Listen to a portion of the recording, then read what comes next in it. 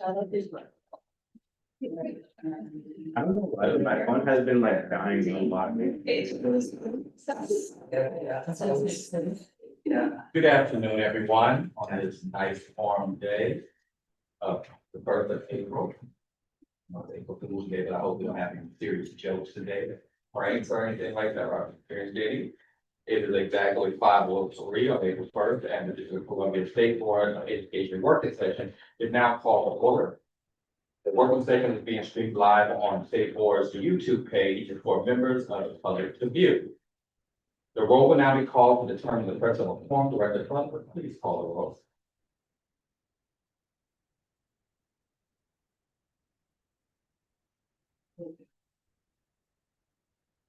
Representative Chamberlain, Present. Representative Deacon, Present. Representative Mozart, Present. Representative Voorhees, Present. Representative Best, Representative Chang, Representative Colson, Present. Representative Peterson, President. Representative Johnson Law, Representative Thompson, Present. Representative Williams, Representative Elect, Representative Pat. Present. Mr. President, you have a form. I appreciate it, Director. Thank you so much. Form has been determined. The State Board will now proceed with its meeting. The first item is always the leadership report, which I'm still writing, so I apologize for this month, even though it's the first or March, which is marching for. So I will put that in your report. I'll put it in everybody's email soon. I will give you an overview of subject matters. We did meet with the superintendent.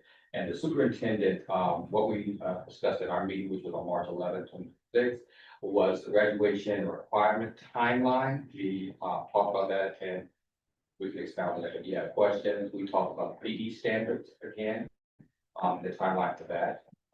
We talked about the draft SR 26-3, calling for the statewide framework for special education instruction. We will hear more about in the meeting. And we talked about the ESSA accountability waiver for FY 27 and why they were applying for. So I will give you more of an update on that and have our staff put it to our website, but those are the subject matters that we talked about. And I believe that is the only person other than our other meeting from by monthly, and he did not meet, nor chair. All right. Next, we will have our report from our executive director. Yes. Good evening, members of the DC State Board of Education. During March, our agency successfully launched our digital purchase request program across all 3 SBOE offices. Our policy and research team attended the post-secondary success summit and began recruiting for our summer fellow positions. We were able to negotiate a lower wireless internet rate from the Chief Technology Officer for our new renovated space, which will take effect once we move in later this year. We are also preparing for the FY 27 budget oversight hearing. Looking ahead to April, all office renovations are scheduled to be finished later this month. We have our final walkthrough before moving scheduled on Monday, April 6th. Each board member should have already received the financial disclosure emails.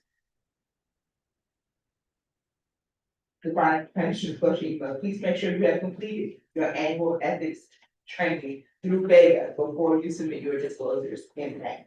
If you have not received your financial disclosure emails, please notify the office. Lastly, we need your help to increase student participation in our first board-based town hall with MIFA, which is scheduled for April 8th. Wards 1 through 5 are scheduled for April 8th, and wards 6, 7, and 8 are for April 29th. We will reshare the registration link. Many of you all should have already seen this in your inbox, especially the members in wards 1 through 5. We'll send you the invitation and the link for student registration.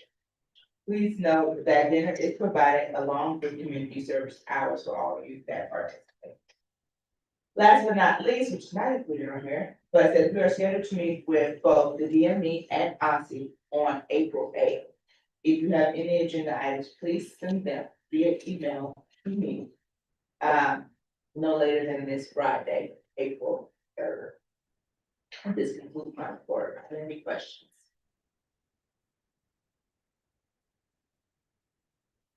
All right. Hey, I think I don't see anything that nods very good. Well, thank you, Mr. Butler. This evening, we are pleased to welcome Chelsea, Deputy Director at the DA Policy Center. He is here to brief us on the DC school board. I had the honor of being there. It was a great event at the DLK Live.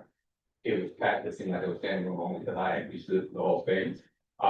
So we're happy to have you and everything. So now we're right ahead.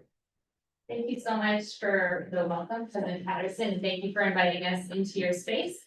And I'm so sorry that you had to stand for the event. That's a good thing. That's a good one. Great. So yeah, thank you so much again for having us. I'm joined tonight by my colleague Anusha.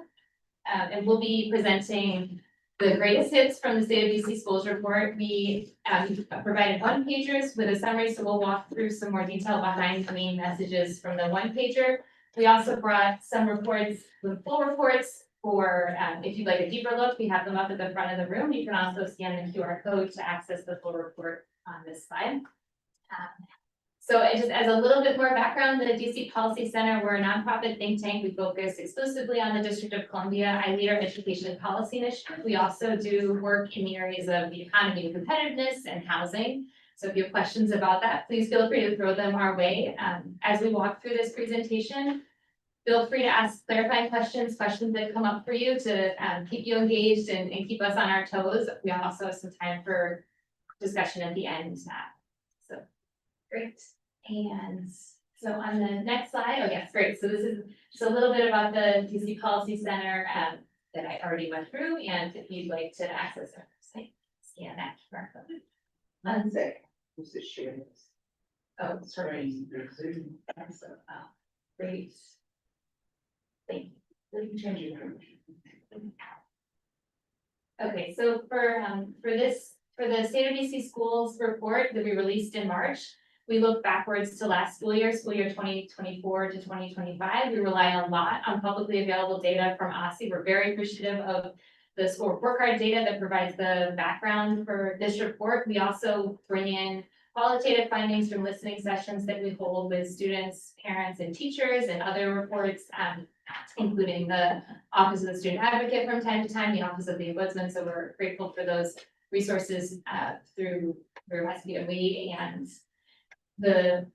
we'll walk through the findings for this report, giving you a sense. I think you're well grounded in the demographics of DC students, some background on school choice, and then walking through the main message of sustained strong system health that we saw last school year.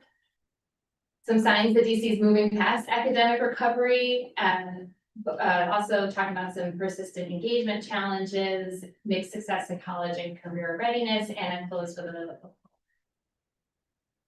on the next slide. I think you all are aware of demographics for DC students, but just as a refresh for last school year, most students in DC are students of color, and these demographics have remained consistent over the past few years, despite some demographic shifts that we're seeing in DC.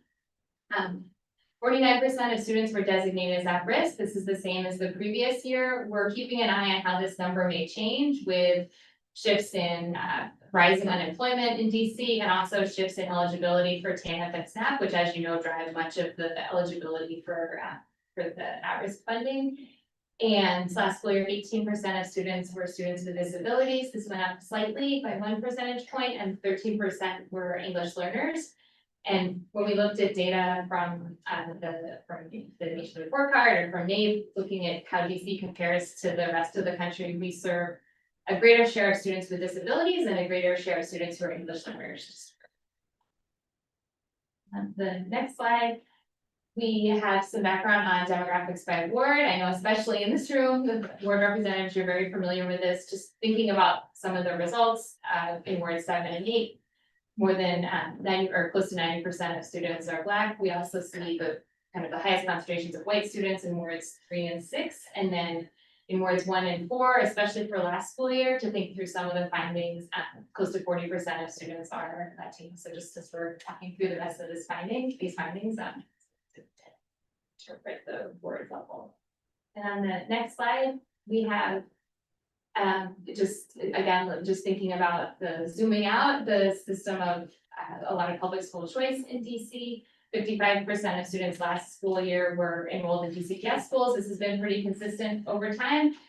We were excited to dig into the enrollment audit last week from OSSI. We see a little bit of a shift last school year with some decline in DCPS enrollment. And 28% of students attended their in-boundary options. It's also been pretty consistent in the past few years, and 45% enrolling in public charter schools. This report focuses on pre-K to grade 12. We also want to highlight that there are over 7,000 learners in DC enrolled in alternative and adult schools. And we're hoping to do another landscape report to highlight these schools later this year. Next slide. Thank you. I'll hand it over to Anisha. Thank you, Chelsea. Like Chelsea said, we've seen a relatively good school year for DC. One of the most important indicators of a good system health is enrollment growth, which we've seen go up from 90,608 to 91,337. So a 1% increase overall. Much of this enrollment increase has been concentrated in the higher levels. So we saw a 2% increase in high school enrollment, but we also saw a 2% decrease in peak enrollment throughout this year. In terms of wards, we saw ward 4 and 6 have the largest increases in their enrollment, and wards 1 and 8 have the largest decreases. As Chelsea mentioned earlier, we did a quick look at the enrollment audit for this year. We do see enrollment going down a little bit, but up until last year, we've seen a steady growth overall. A lot of the enrollment declines are due to declining birth rates and different factors within the city, and then we'll see how that translates into the next year's report. Another indicator of good system health is educator retention. So we've seen a 2% increase in teacher retention who've stayed in the same role and in the same school within DC. We've also seen an increase in principal retention, where a lot of the principals stayed within DC even if they weren't in the same school. But moving past academic recovery, post-pandemic was a time we were just trying to get back to where we were in pre-pandemic levels. This year, we've seen growth past that recovery. We've seen ELA, and we see the largest improvement in learning outcomes for ELA, 4 percentage points. This has been across wards. We've only seen a very slight decrease in ward 1. In ELA, 38% of students met or exceeded expectations. This is the highest score we've had in the past decade for ELA. Similarly, for math, we're moving past recovery. We've seen the largest improvement in learning outcomes for math, 4 percentage points. Overall, it's been 26% of students met or exceeded expectations in math. We're still a little bit below pre-pandemic levels, but we're still on our way towards recovery. And if you look at it across wards, all wards have seen some improvement in their ELA and math learning outcomes. With the exception of ward 1, which has remained similar for ELA and dropped just 1 percentage point for math. There are some disparities across wards. We've seen a 50 percentage point gap between learning levels in ward 3 and ward 8, but we're still on our way to sort of reconcile those. No, I'll pick up again, just want to celebrate all of the big improvements that DC experienced in learning last school year. And the other side was these persistent engagement challenges where chronic absenteeism remains constant at 40% last school year and the previous school year after coming down in the other 2 years after the pandemic. And I know this is really small in this slide, but wanted to draw out some differences we see for most student groups. The chronic absenteeism rate staying the same. We see an uptick in chronic absenteeism for students who are Latino and students who are English learners. And I, just kind of thinking about the second half of the year and wondering what it's like this year when we have data available. Where, and usually we see these groups, they track with the overall trends for DC, and we're starting to see a divergence, from last school year. On the plus side, chronic absenteeism for pre-kindergarten, which you know was non-compulsory, improved by 3 percentage points. So we're hoping that as these younger cohorts, maybe their parents aren't as worn out by virtual learning, don't have that memory, or and so on, will enter elementary school maybe with better attendance habits. And we're also digging into DC Says survey from OSSE, looking at for the first time citywide perceptions of school climate for families, teachers, and students. And maybe some of these data, when we look at trends over time, 1 year is tricky, but we'll be able to shed some light on what's going on behind these numbers. And on the next slide, another engagement challenge remains around out of school suspensions. Last school year, 6% of students received an out of school suspension. This is the same level as previous year and pre-pandemic. So, and you'll remember that in the meantime, DC implemented the Student Fair Access to School Act, which limited the types of suspensions that students could receive, especially at younger ages. And we're still seeing disproportionately higher rates of suspensions for students who are Black, economically disadvantaged students, and students with disabilities at 9%. This has been, there really just hasn't been a lot of movement around these numbers. Next slide, we highlighted in the report mixed success in college and career readiness for high school students. Really excited about the improvements in high school graduation rates, going up by 4 percentage points to 79%. Again, wanted to pull out we saw Latino students and English learners go counter to this trend with decreases last school year. We saw increases for almost all other main student groups.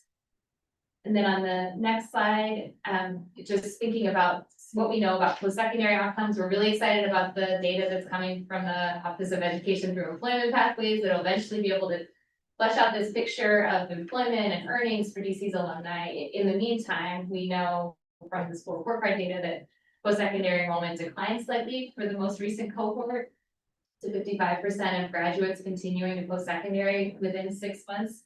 Again, this is slightly lower for students who are Latino, and then a decrease in the share meeting the SAT benchmark for college and career readiness. And this is partly due, we've been talking a lot to the DAR team at OSSE. They've been very open and communicative about this, about shifts in the cohort. There's some new populations who were included in this number, students in non-public placements, for example. And but it's still a notable decline, and also a similar decline in AP and IB course participation last school year. Again, in part because of the expanding cohort, but and as you all know, there's not so new now challenges from the mostly coming down from the federal government that are impacting DC in unique ways and very acutely for certain student groups, especially around immigration enforcement that's continuing through this school year. Budget uncertainty, I don't need to say that to this crowd, but just I think in 2 ways. I think DC's uncertainty around spending local dollars in DC that takes up headspace for school leaders and people, in education leadership positions like you all. And then also some uncertainty around federal funds, even if the threats get retracted, but still the stress that causes and the kind of pivoting the planning that happens around what scenarios. Also thinking about higher unemployment levels for DC. DC's unemployment was up almost 2 percentage points as of last November, and this is due in part to federal layoffs and also the ripple effects of contractors, also service industry that we're sort of starting to see this show up in the numbers after this fall.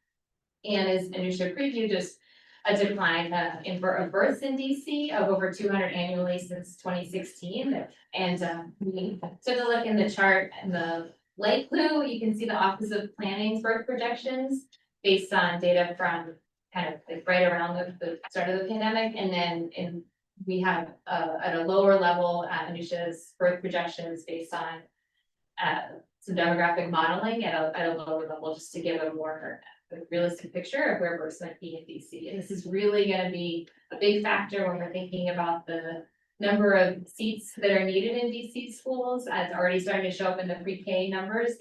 The babies from that peak year of 2016 are now in fourth grade. So we're starting to see declines, especially in Ward 8, disproportionately. Births are down in Ward 8, not to say that you can't move once you have a baby, but we are seeing schools in Ward 8 see those declines in pre-K, and thinking about how this is gonna hit different school communities more intensely. If you're oversubscribed, probably you won't be affected, but other schools are gonna have a harder time with enrollment, especially at those elementary and K levels. And then looking forward, we have a recovery dashboard. We've been tracking these kind of 6 metrics that we talked about throughout the presentation, whether they're back to pre-pandemic levels, thinking about especially in English ELA, meeting or exceeding expectations on statewide assessment and high school graduation rate is 2 metrics that are above pre-pandemic levels. And just our research this year will keep focusing on efforts to continue tackling chronic absenteeism and narrowing these disparities in academic achievement across boards, across student groups, and then strengthening the rigorous coursework that students can access, especially in high school, and those career pathways. Thank you very much. Again, there's a QR code to access the full report, and also the full report is up here. We're happy to answer any questions now, or just hear reactions, what's on your mind, what you've been focused on this school year that might be related, or questions that we should look at for next year's report. We're doing those listening sessions now and thinking about the analysis. Middle here. Right. One thing that's been on my mind is mobility within the district, and thinking in particular about Latino students and English language learners. In Ward 5, we had influx of immigrant students last year, and then some schools seem to have lost a good portion of that population, others haven't. I'm just wondering if you've seen anything in terms of mobility within the program. That's a great question. So thinking about like whether you're talking about whether students are moving to a different DC school or moving out of DC, or kind of a mix of both. We haven't, we're really excited to have the enrollment audit last week, and that's definitely a good next step for us to think about whether there are certain schools that have lost enrollment, at least between last school year and this school year. Won't be able to tell where they went, but no, that's great, especially to think about work class.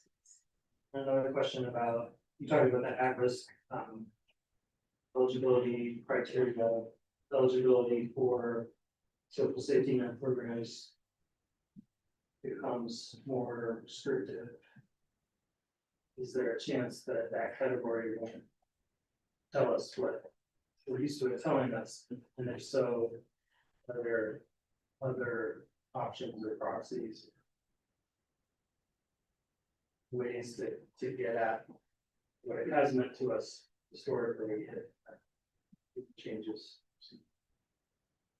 It's another great question. I think sort of the easier part, I think that's definitely something that's been on our mind is as these programs do become more restrictive to participate in. I think what you're saying is, first, are we identifying students who need additional support? And then I think also, are schools receiving the funding to support those students? And I think that's a big question for, I think especially on the funding side, and whether we should think about, even if there's not a good need, like proxy or ways to do means testing for like self-reporting income or free and reduced price lunch. I think that those two are both challenging in different ways.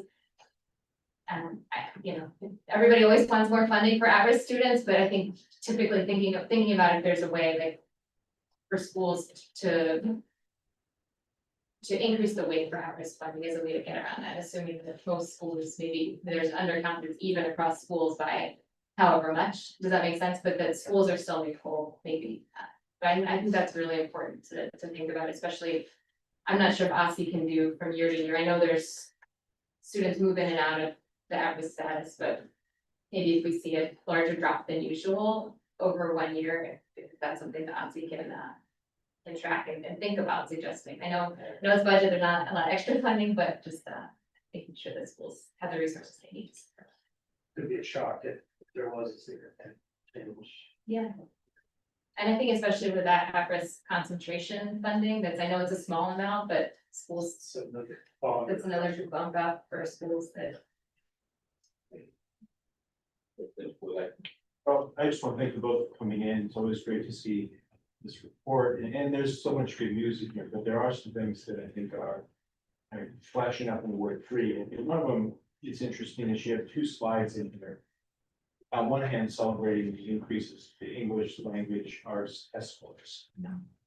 On the other side, though, we're seeing really no movement in college career readiness. And this has become a real issue of deal, because this shift to this other curriculum for English language arts, which is really clearly geared towards testing, and big tests, reducing 4 novels down to 1, and then just reading shorter passages that are basically drilled over and over so that kids can be better than the test. So I keep hearing about test scores. I think that's an important metric. But the more important metric to me than that is that our kids are ready for college here. That's the true deliverable in all of this. And I think we're failing there. And I think we're taking steps that really are starting to concern me and concern the parents of Ward 3. So how do we find that a better balance here? Because the testing's been used for a while now to describe success. But the parents, I think, are old that, and they want to see a different metric, which is that their kids are getting ready to really succeed the next step.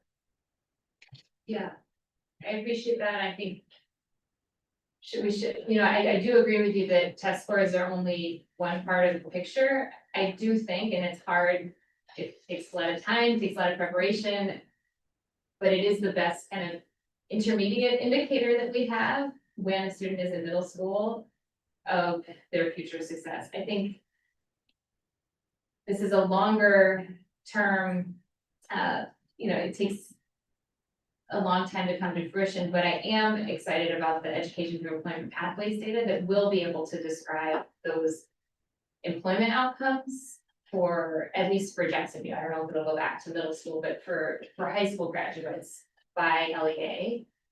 Kind of thinking about their earnings, their industry, and their employment status. So I think that's ultimately what we want, is we want graduates, we want alumni to have a successful early career and post-secondary experience, which is often intertwined. So I think I agree with you that it's not the only metric, but I do think it's important. And I think it's important to look at those scores across the city and see different levels of performance. But it is a sacrifice for sure. And the second question is on the suspensions. So, there was legislation passed years ago, because there was situations where students were being suspended or expelled for reasons that I think were really not appropriate or, what they had done. I think it was a way to get rid of difficult children from certain schools that didn't want to have to, put extra effort into educate. However, is there any indication that, because I've been trying to deal with this issue of bullying. Is there any indication that these suspensions aren't warranted? Like, because everything that I am hearing right now, there are egregious cases of persistent bullying, violence, bringing weapons into school, bringing drugs into school, or extremely outrageous behavior towards teachers and staff. So we see the suspension and there's always provisos on it, but from your research, is it warranted? Are we drifting back towards these being frivolous suspensions, or do we have a real problem with students that are out of control? It's a good question. I think what we've heard when we've done the listening sessions, which is kind of just behind the numbers, not as much last year, but definitely in the first years of returning to school, we've heard a lot about behavior issues that were, I think, in part due, as you know, to being outside of an in-person environment. And we heard this from teachers, we heard from parents, and we heard from students. So I think there's for the number of suspensions or the suspension rate to be the same, it could mean that, but the reasons for suspensions to be fewer, it could mean that behavior has gotten worse. It could also mean that there's this intermediate period of making these new systems work around restorative justice and kind of, that takes a lot of time to mature and to do with fidelity. So I think there's like those two pieces. And it's hard to know, especially from where I sit. I don't do the hard work of being in school every day of what kind of which pieces to explain. I mean, I think some elements of the restorative justice are really successful. I think that is though the biggest complaint I get from parents who are bullied, is that their kids are then victimized again by being forced to participate in things, not forced, but like really nudged in a way that doesn't feel voluntary and to participate in those types of things. And I think we really do need to look at accountability.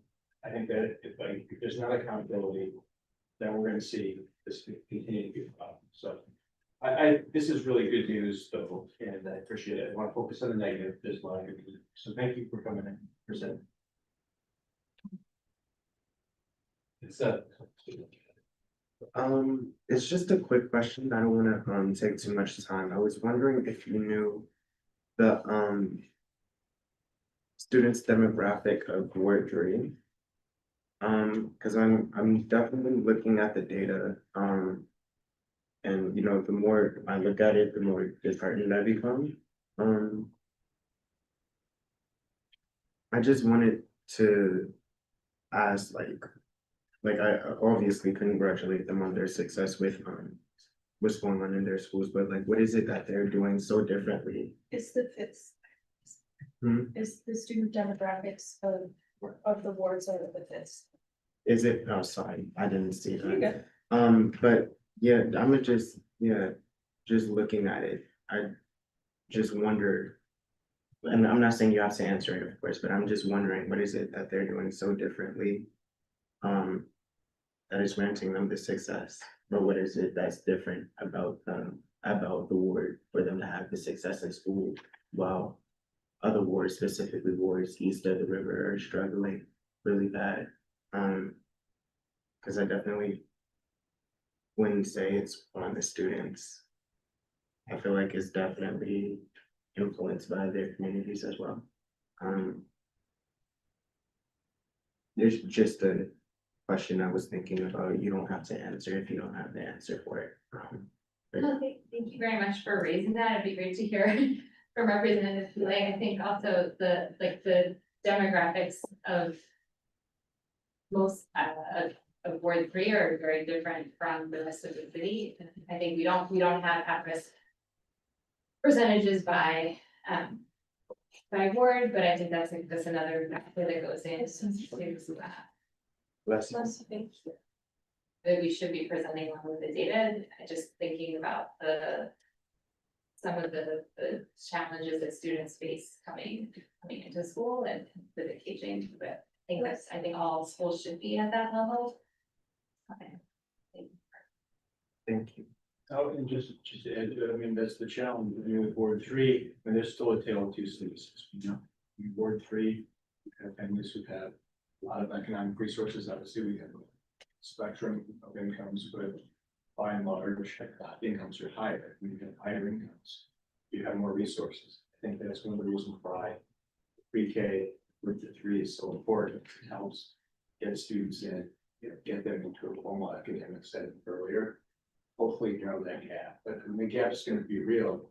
I mean, when you have a lot more disposable income versus some family trying to live in poverty, that's very true. It's a tough thing to try to. So I think it's something we have to work on. Thank you. Representative Colson. The report was excellent. Thank you so much. I was in the standing room as well, so I was happy to be there. I want to go back to Representative Lay's line of questioning and let me frame my thinking for you. I believe, someone help me if I'm wrong, I believe council delayed the vote on whether or not to extend the youth curfew. And I raised that given that we're coming up on spring break, the weather has already changed. And going back to the suspension, although it's holding steady at 6%, it's wondering if the behavior that is leading to the suspensions is the same behavior that is leading to the concerns in the community. So if you all know specifics like what the infractions are, that would be helpful. If you can't speak to that, I understand because I have my own thoughts. And then my other question is, our committee is working on, the board rather, is working on solutions around chronic absenteeism. We understand how much of a beast it really is. Just wondering if you all have seen, other cities with demographics similar to ours. I know that we have a different, presence in our landscape here that some other cities don't have, but if you do, perhaps what they are doing to kind of move the needle on this. Love to hear any insight that you all have.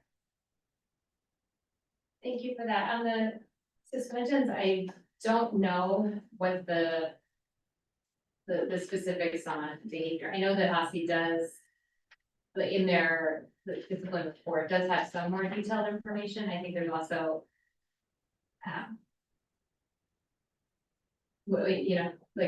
different. There's the data that OSSI has, and then there's also data that schools know very well, and I think that it would be great to have more insights into that. That's definitely something that we can also do, kind of just talking to the school about what they're seeing, beyond just the numbers. And I think with the curfew, there has been some positive change for juvenile crime recently. So, but I feel like it is, it's not the same at all, but that's something to get another side of the coin with the curfew. That's great fun. And then on chronic absenteeism, it's definitely is a national problem.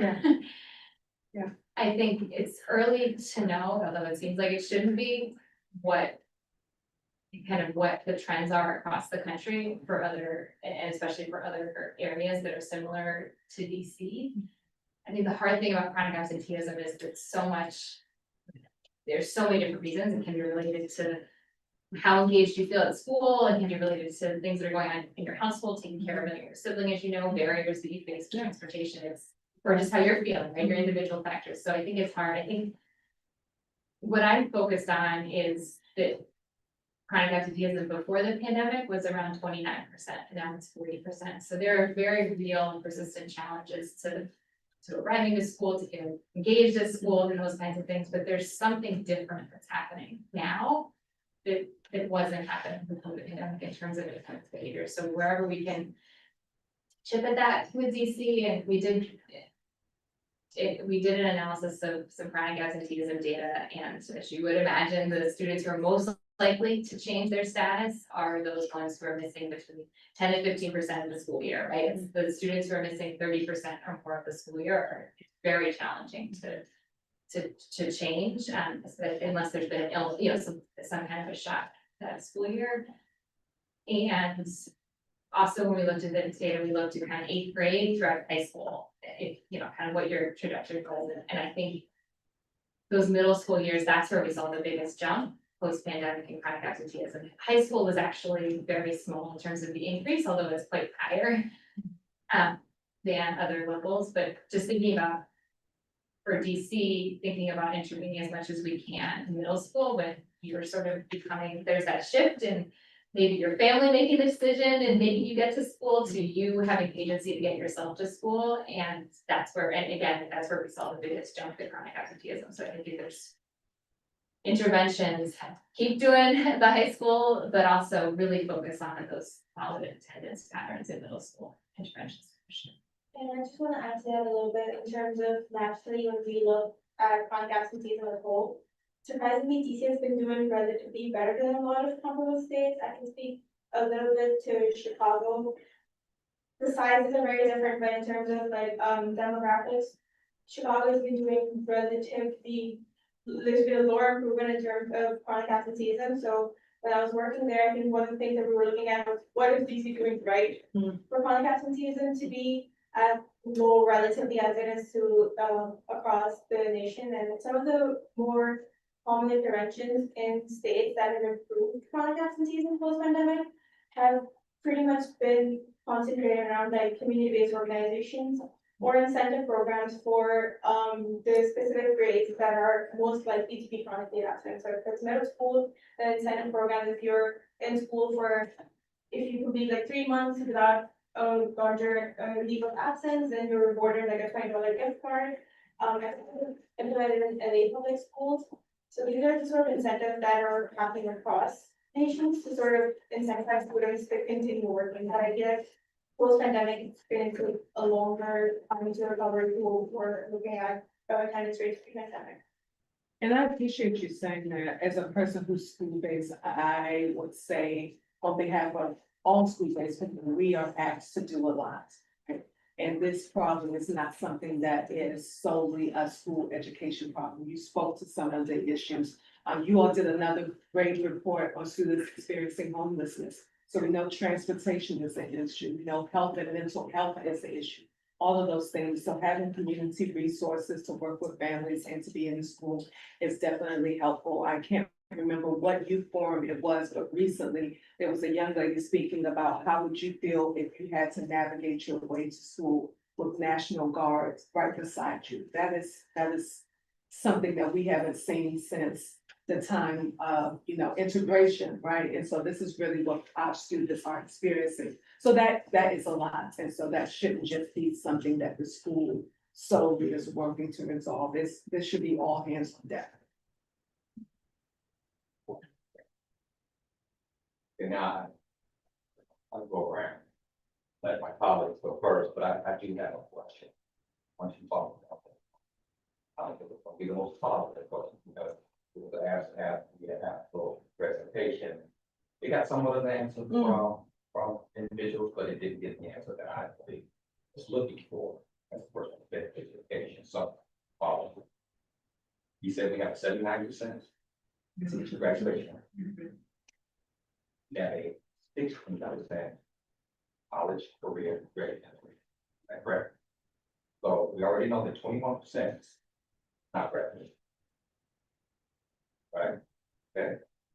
So if we take that 21% and the difference between 79 and 16 and 63, now get to 84% of our students that are not career or ready for college. Is that correct? That means 1 in 5, only 1 in 5 of our students come through our school system, charter or traditional, is college ready, career ready. That would be correct? By the number.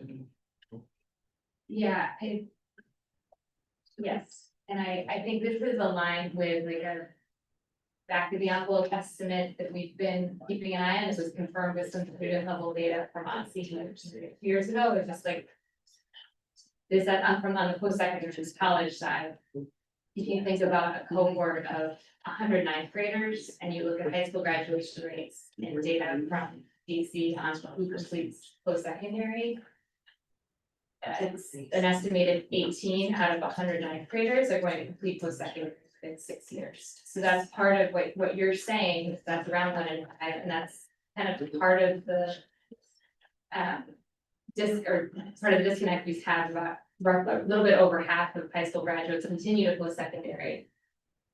And, it fluctuates a little bit between like, 1 in 4 about completing. So we see that, we do see that in the outcomes. I want to touch also on what our student representatives. If we disaggregate who's graduating by grades at all, For this report, yes, for high school graduation rates, yeah, there are. so you can provide us numbers as far as what demographics are graduating and which one not. I know from the slide, about 40% are African American from the council, our student body, About 65%. 65%. And about 14% is white, right? And you just, segregated that information, can you provide that to me as far as who's graduating? Yes, there, and I would think, I think it's on one of the slides, and I think the high school graduation rate for, Yeah, for students who are economically disadvantaged, students who are Black, because they're a large part of the student population, it's mostly aligned, but yeah, there are big discrepancies. Say that more student percentage wise, graduate at a higher percentage of Black students. Yeah, and it's like operation. All right, for me, that's problem. I know we want to accomplish all the nice things, growth that is happening in schools from year to year. And I think that's great, because we actually put that out there, that should be 4%, I believe, not that they said, as far as growth. But really it's problematic, and I'm not asking you for an answer. And it's what, from the perspective of a parent who is seeing their child graduate from our, right, and they think they're ready to go off to college or into college. That's very troubling. Very troubling. I have two children that are now in high school, freshman and a junior, right? I want to make sure, like the parents, they're ready for the next level. I want them to have take remedial courses and get to college. You know, you don't have that kind of money. I don't. My parents do. I also don't want them to not be able to do what they need to do when they apply for a job. So I was just saying, and I know you may not have that answer, but I just think we don't talk about how we moving growth to proficiency, and when we project when those are going to match. And that's just very problematic. That's just like something we do great reports, a lot of great things and fun for things that should be celebrated, but we're still not answering the question, which is, as my vice president says, the deliverable, right? Is at the end of the, you know, what is it, 14 years of school, when they start pre-K, so 14 years of school, are we delivering to parents, children that are proficient to go off to college and into the career? That's problematic.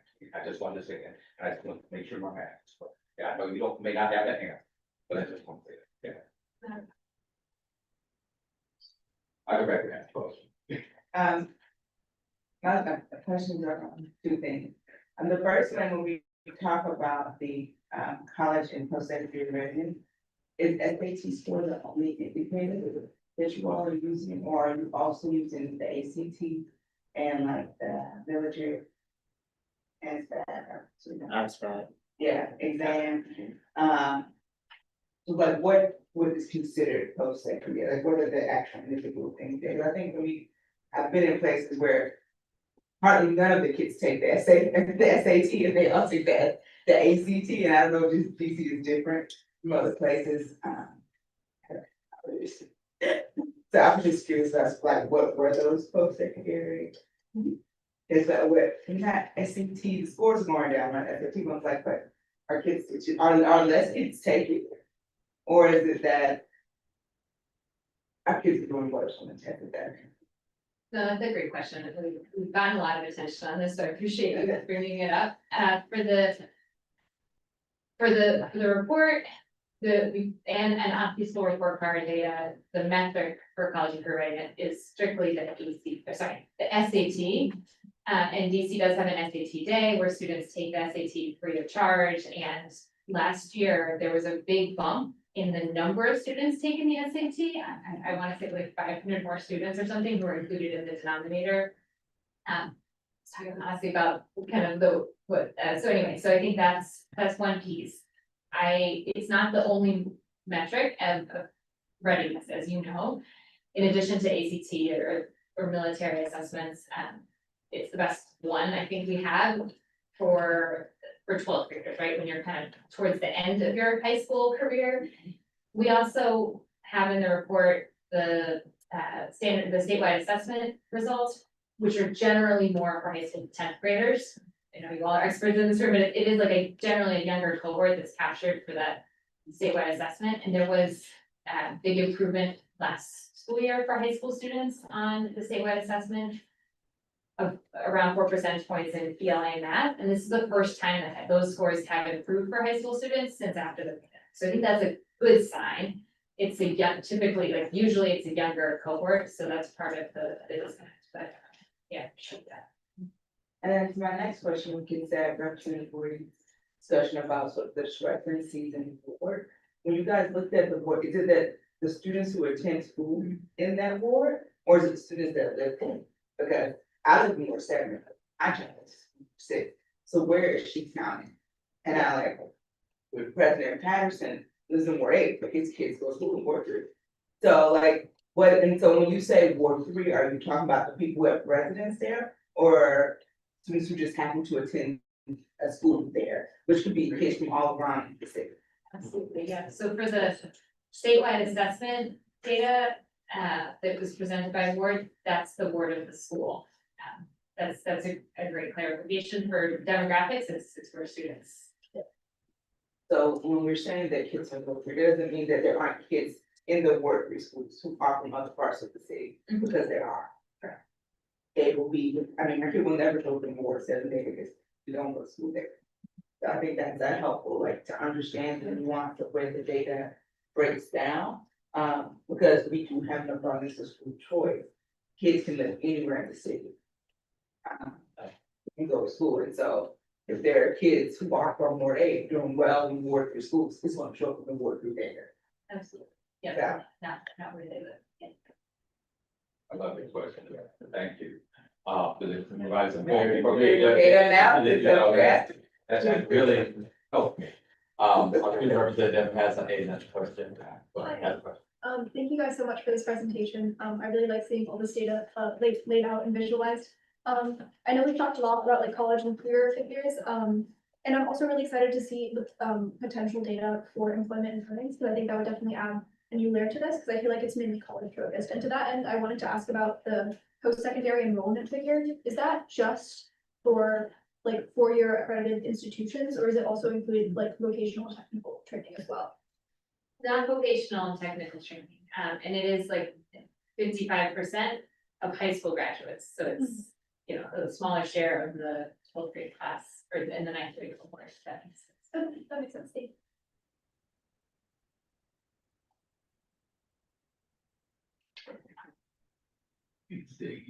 Another question. I'm looking around. I don't see any questions. I think you got on the hot seat, so to speak. Even though it seems like you had to go and answer some hot topics and everything like that. We appreciate you guys over and everything like that. As always, you know, and just giving us the raw data. I think that's important for us. Just to have that type of data so that we can reference over years. I have all you guys report that on house of the credit one because it's always interesting and understand every one of the convenience that you have to report safe easy. So I thank you for the work that you do and pulling that out so that, you know, us as a school board and other decision makers throughout the city, whether we're talking about funding or where we place our money, stuff like that, we can make the right decisions about where to put everything. So thank you so much for coming and presenting in front of us. And yes, Thank you so much. Thank you so much. Thank you. all right, everyone. The next item on our agenda is the brief, the March public meeting panel, which was titled From Standard to Success Evaluating ELA Curriculum in DC. This is our time to debrief, discuss, and decide on any concrete next steps. Members, you have in your materials and the document with key highlights from the past. Are there any next steps we want to take as a board based on the panel discussion? I'm already starting to see hands, which I see my right next to me. President Goulet. I just, first, I want to start by thanking our staff and Representative Henderson. You were also involved in helping get some of these panelists. I thought this was an absolutely fantastic panel. I thought the discussion was really good. The Q&A back and forth was good on it. And I think it highlighted a lot of concerns that, you know, we're talking about improved test scores in ELA, but we're changing curriculum in a way that the parents weren't engaged with, they didn't know about. And I gotta say, I think it's actually setting our students back to being prepared for college or career. So I think I would like to do more with this. I was gonna put this under new business once we got here. We've already done work with the Committee on College and Career Life Readiness, but I wanted to get the issue referred back there because I'm gonna put together a resolution. I think it's going to be relatively limited, the first pass of this. I'm not going to tackle a larger issue. What I would like though is to see more engagement when these curriculum changes occur with the parents, particularly like if you have a very engaged LSAT, be able to talk with the parents to be able to share this. I don't want to give an LSAT veto power over a decision like this, but I think there's got to be engagement, there's gotta be transparency, and then I hope that the school leadership would give the LSAT a great weight before the change is made. What was concerning to me is this appears to be a two-year curriculum pilot. Which, what I hope we do is make some adjustments to it in year two, because I think taking all of these long form novels out in exchange for just, drilling shorter passages. I don't think gives our students the type of attention span. I think it takes away from the real benefit of being able to discuss a novel with peers and develop those skills of being able to read at home. So I'm not happy with the curriculum that we have in place, but there may not be much we can do about it, but we can try to prevent further issues like this going forward by improving engagement for resolution. So my hope would be see a state resolution come from this as a first step to try to see if we can engage with our school communities better.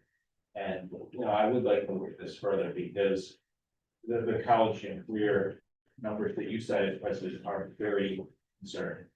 I mean, it's basically 84% aren't ready to do anything after high school that's going to set them up for success. And that's not, and I don't really care whether, they had modest test gains in middle school. I care whether they're ready for college or career after high school.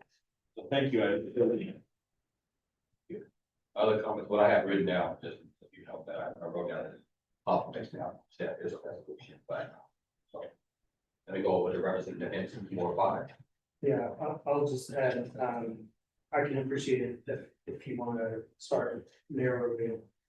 As I think about how to make broaden is around transparency and unafraid generally, so not just at the points of change, but I know we have the course catalog, but it doesn't have a whole lot on curriculum as an optional field there. And so I think it would be great for parents and the broader community to be able to see this is the curriculum being used at each school. That would also help us to fill in. We don't know how many books kids are reading at various grades, across the city. We know about this one curriculum that has one book per year, which to me is not sufficient. The other thing that comes to mind is that I've heard anecdotally that particularly now, after some shift away from it, the teachers may need additional support, or I don't want to just keep adding more PD for teachers, but I've heard that teaching a novel is hard and is different. So there may be space that we need to engage on that front as well. But I also feel, and I found, with my own kids, it just seems like they're not reading much. So it's a shame. Thank you. Are there other thoughts and comments that we would like to add to our discussion? Not seeing any, I know that our deputy director takes copious notes, so I think the only thing that came out of this, both of you, was that, representative place brought it up there, or something over, this. Well, I think because we're talking about what happens with the panel, like if it's gonna be referred to committee, that is happening. So like there's no need to, unless there's a reason to discuss it at the end of. You read them up. Okay, go right here. Whether, I should do it now or you read it. So, I'm trying to say the same time. I would then just request that this matter be referred to the committee and college career and my titles that we may actually draft resolution basis with. That's the person who gets to do that. I agree with you, so it is going to be moved up to the committee. Thank you, sir. Yeah, thank you, Director. Right, I need to talk about it twice, we had, or we make the one. Okay, so thank you guys, and thank you for the discussion, okay? We will now move on to our public meeting panel, Okay. I want to make sure. Okay, so it says somebody on my. Then it says we'll now move to our public meeting panel discussion at last month's working session. We voted on physical education standard for May panel topic. Okay. We will now discuss June. There is currently one topic in the tracker from Representative Dr. Johnson Law. Virtual learning. Are there any additional suggestions from the members for the June public?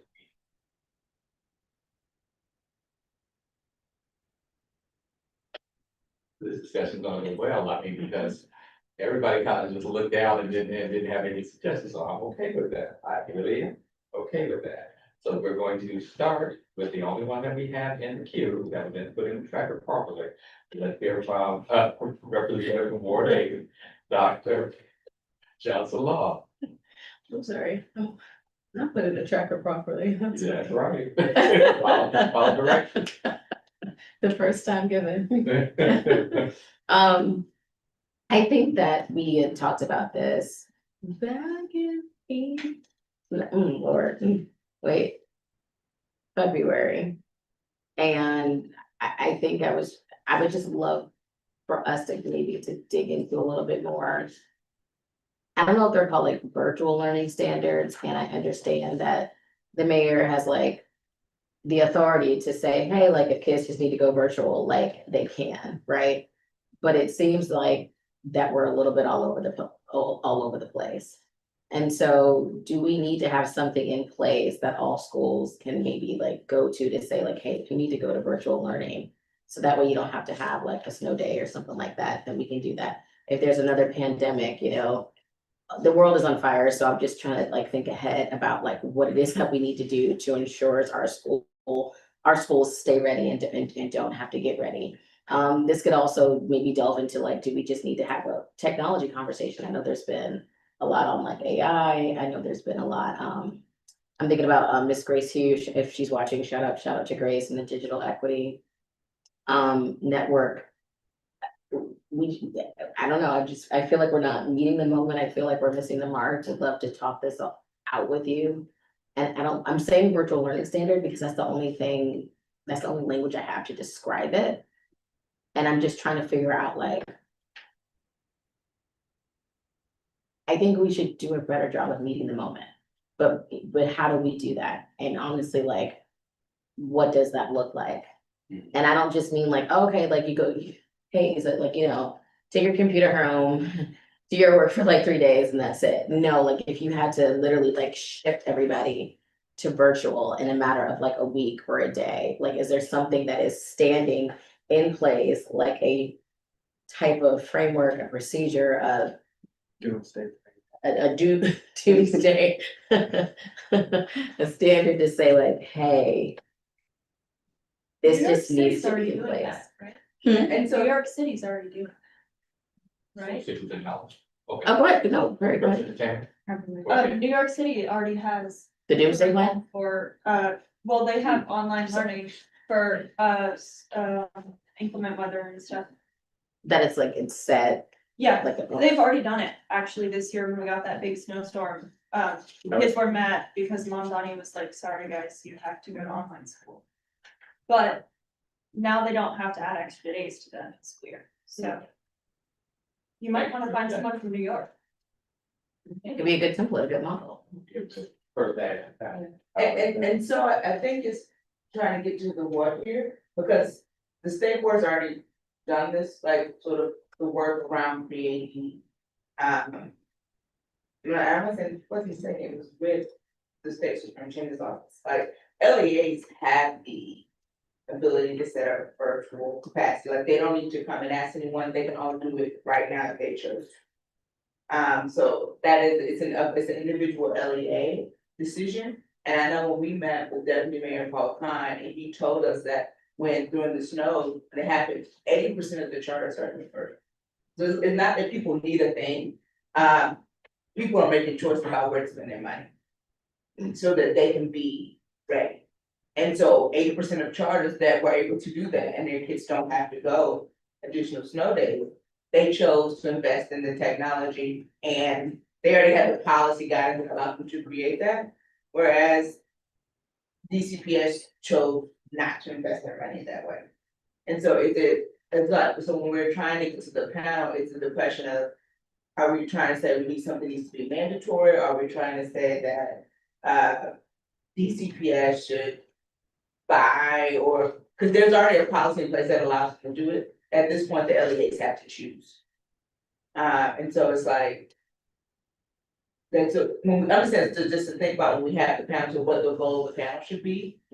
Is it that we're getting charter LEAs to say, hey, come and tell us about your policy that allows you to go virtual immediately? Because I would assume that DCPS could just ask those people. I don't think that it's like there's somebody's like hiding the solution. I think that DCPS has essentially decided to spend their money in other places that don't make that. So if you don't spend the money there, it's not, you can't switch it very easily. And I think, but I don't know how we convince DCPS to do that. Is it is bringing in someone from New York to show how easy it is? Because the policy itself that allows them to go from virtual, like from in-class to virtual, has already been passed, it's already been on the books. And I think we have to just think about how we use the panel to get the outcome that we want. You know, it could be like, you know, trying, DCPS, these are the options, like you should also choose, because again, DCPS is the largest LEA, so if they're not doing it, and 80% of the charters are, but charters are such a smaller block of students. We can't convince DCPS to like do that, or encourage them to use the policy that's in place to create a virtual solution that is ready at a moment's notice. So just think about sort of like what the purpose of the panel, are we gonna try to convince DCPS, or are we trying to put forth recommendations for all LEAs to follow? And that's the part I think, you know, if I may, Yeah. is to provide, I think the panel could be served well.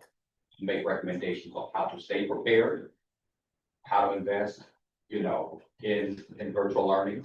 To make sure that, again, she said it appropriately, you know, and I was in that meeting, you know, some LEAs make that priority in the event that a snowstorm, a snow creep happens.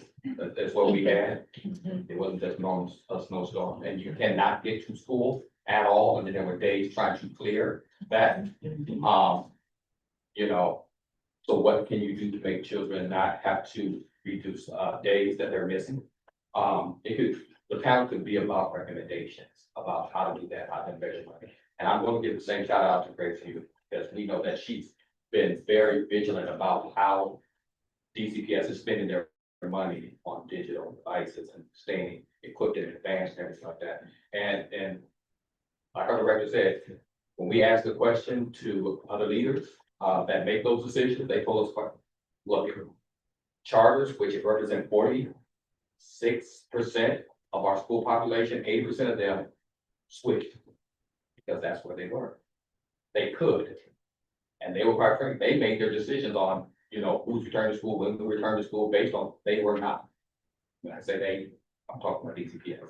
So I think it's incumbent on us, if this is going to be a panel for June, that what we're doing, and we're trying to get out of this is great recommendations on how, you know, schools, all LEAs stay prepared, how they prioritize, hear from experts and how they do this. I think that actually, I see Representative Boulay. Yeah, and I support everything that's been said so far, but the other angle that I would like to explore with vertical learning is, you saw with the presentation we just had about how the chronic absenteeism had a slight uptick with Latino population, and we all know. And then what Representative Henderson said also got my ears perked up about how a lot of those families who came into our system have now just vanished. So that actually could be a worse statistic than we're even seeing, because they wouldn't be counted in the chronic absenteeism statistic. So if we had, for students who rightly feel very vulnerable about going to and from school, if we had a virtual option for those students, they might not disappear from the system, one, and the chronic absenteeism problem might be less. And I think there's very valid reasons in those cases to have a virtual option built. Well, I would, you know, I would like to strategically discuss that. I don't know if the public panel is the right place to continue to do that or not, but I think that should be available for our students who have those types of concerns, because it's a very real fear. And that's, I think that to me, that angle is more important than, you know, the snowstorm, because I think it was an exceptional year this year. I don't think we'll have the type of snow events New York City does regularly. But you never know, it is extraordinary times right now, so I think a family to be prepared, the unforeseen is a good thing. So. Good work there. I do have a small question when it comes to virtual learning for Latino and Latino students. When they would put the request to their system to have virtual learning, is that one of these straight from student to district to ensure that, you know, the safety of said student and their family isn't at risk, because there does potentially happen to be a lot of leaks in systems, which then expose a lot of family members and stuff like that. So what type of system would be in place for that in the event of something like that happening? Yeah, I don't know where but I think that is part of the discussion. Is what are the systems that we can actually, what are the answers, you'd like to ask, question that we need to ask from the panelists. Right. To answer, That's and the what question would be I'm the trying to answer, recommendation for that, is what I'll say in response to what you just stated. The other thing that I, you know, as we talk about this panel, that also, someone mentioned to me today, actually, we're talking about virtual learning. And the schools that do offer virtual learning can't test it virtual. And they said that subject at some point should come up because they're still having problems. Once, if they have a virtual learner, they have a virtual program, they can't test them. What does that look like for them? You know, proctors, how do we do this? In a way that you can continue to take tests, make sure that, you know, the safeguards are there, but you can actually do the test, because they are not allowed. Person actually has to come and take them, even though they're a virtual phone. So that could be another aspect of this that we could ask questions about. That's that. And look into that, the DP does not allow that, so that I know of. And building on that, I know one LEA that I can think of that does virtual learning really well. But I will say a trend that I've seen is that many families are deciding to go homeschool for multiple reasons. So if you're going homeschool and you're still participating in some other system, from a retention perspective, some of our LEAs may benefit from hearing how other schools are doing the virtual aspect, so that students are still enrolled with this particular LEA, and families are getting their needs met as well by being able to have their students at home. So there are different ways we can look at this, and I'm sure it will be beneficial for LEAs to hear and learn. So then should the panel just kind of be around like effective practices for virtual learning, or just We the, follow effective best practices, recommendations. and I'm looking at Learning.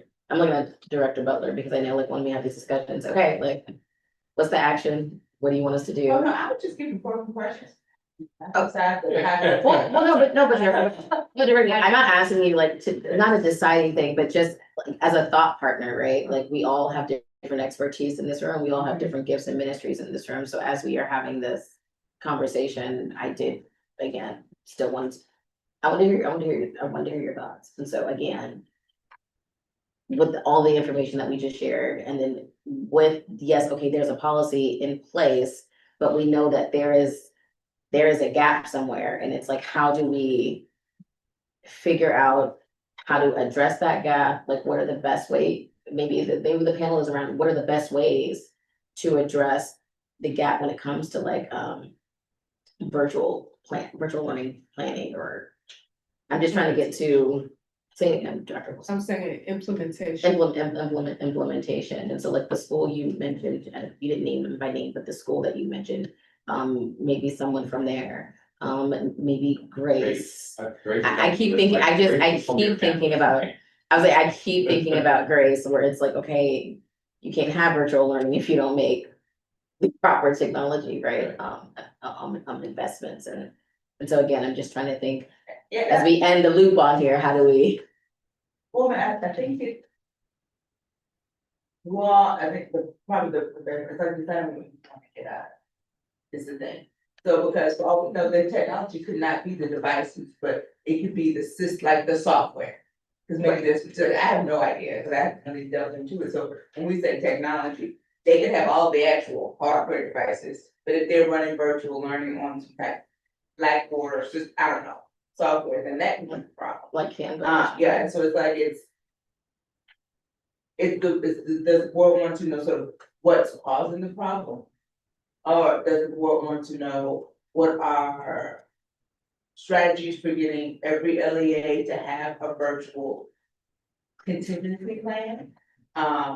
That's what I was thinking initially at first. And so, depending on what you all want to know, then that can like, but I think like, if you wanna know more than one thing, then that affects which panelists are selected and, And that's what I want to say too, and what I'll say is this, that I think we're in agreement from the discussion that this is a subject matter that we want to take up for the month of June. I think that is pretty obvious, and then I'm gonna make sure we get a vote on that. And we have time to kind of craft that so that our staff, our great staff, can kind of like see who we're gonna invite. So that we'll have the right subject, experts there to talk about it and everything like that. I don't think we have to do all of that this evening.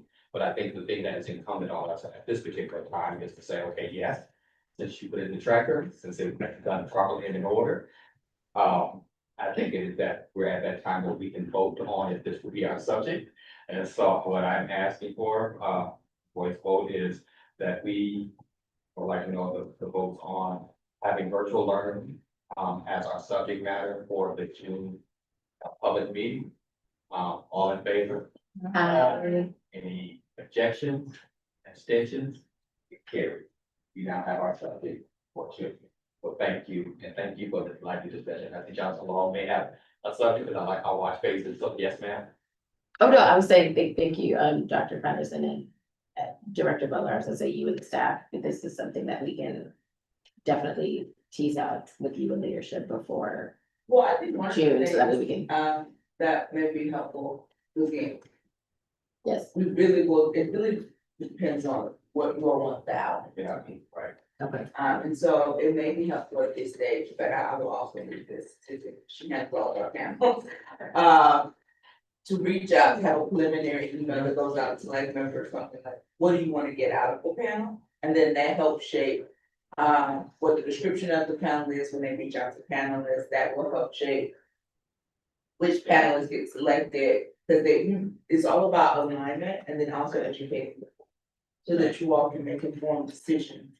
And be responsive to students and parents in the situation. And what I'll say, closing before I take us to a break, is that as we do that, I hope we'll always reference back to our strategic initiatives and goals and everything, so that we're in that business that. It's always taking up, it's all the things that we agreed upon, that we're gonna do and make sure that we focus on them and where they fit into those strategic initiatives, okay? So, thank you, everyone. At this particular time, we take a break, and so I'm giving everybody 5 minutes. Okay? To take a nice little break, it is 6:21. I will gavel back in at maybe because a few seconds more, at 6:27. Okay? See y'all in a few minutes. Thank you.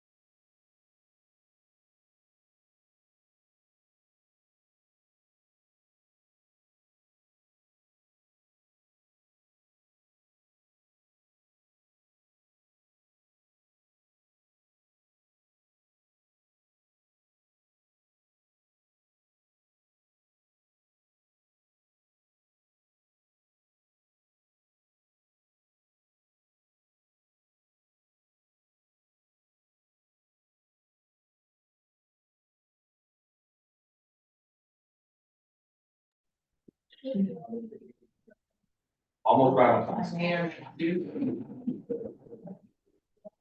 We will now move on to new business.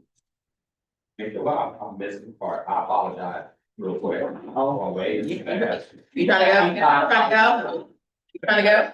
Yeah, you know what, ma'am? At this point, I will turn to our director. Okay, yes, sir, if you look at me like, I'm sorry, okay to this. I just present with a draft strategic initiative dashboard. So ma'am, I apologize, it is all yours. Thank you. So before we get into that part of the agenda, we have this. Just do stop share. Unless you're trying to share the PowerPoint. I am, I have slides that are next, before I get to the slides. I didn't want to put this here, but I saw this. So these are draft. We're just gonna show a draft of each of the 3 priorities that the board voted on. The goal here is for you to look at this, pick it apart, decide what you like, what you don't like. You are not gonna hurt our feelings. We wanted you to be able to tell us what you want to see. So we will go through all 3 strategic priorities and what the draft dashboard looks like, and then there is a slide that is focused on providing gathering feedback to you all for this dashboard. So again, these are draft. The goal is to pick them apart, give us what we like and don't like, and how you want it to be better for the strategic priorities. So, I will say on these were shared with the admin committee. And so this may or may not be what you're looking for, but just to give you a sense, again, it says draft is nowhere near final. For the ensure safety and support for all students, there are 3 initiatives. We gave a status of each of the initiatives. And we did add a little bit of context, based on some feedback from the admin committee. So like, for example, the camping student safety report schedule release is not until the fall, so we can't start it until the report release. The report scheduled to release in fall, so there's no expectation that it is started yet. But so that people all can see, so we have an initiative update, budget spent, partners engaged, and the priority update, so that people just have a word of an actual update of what has happened so far with that priority area.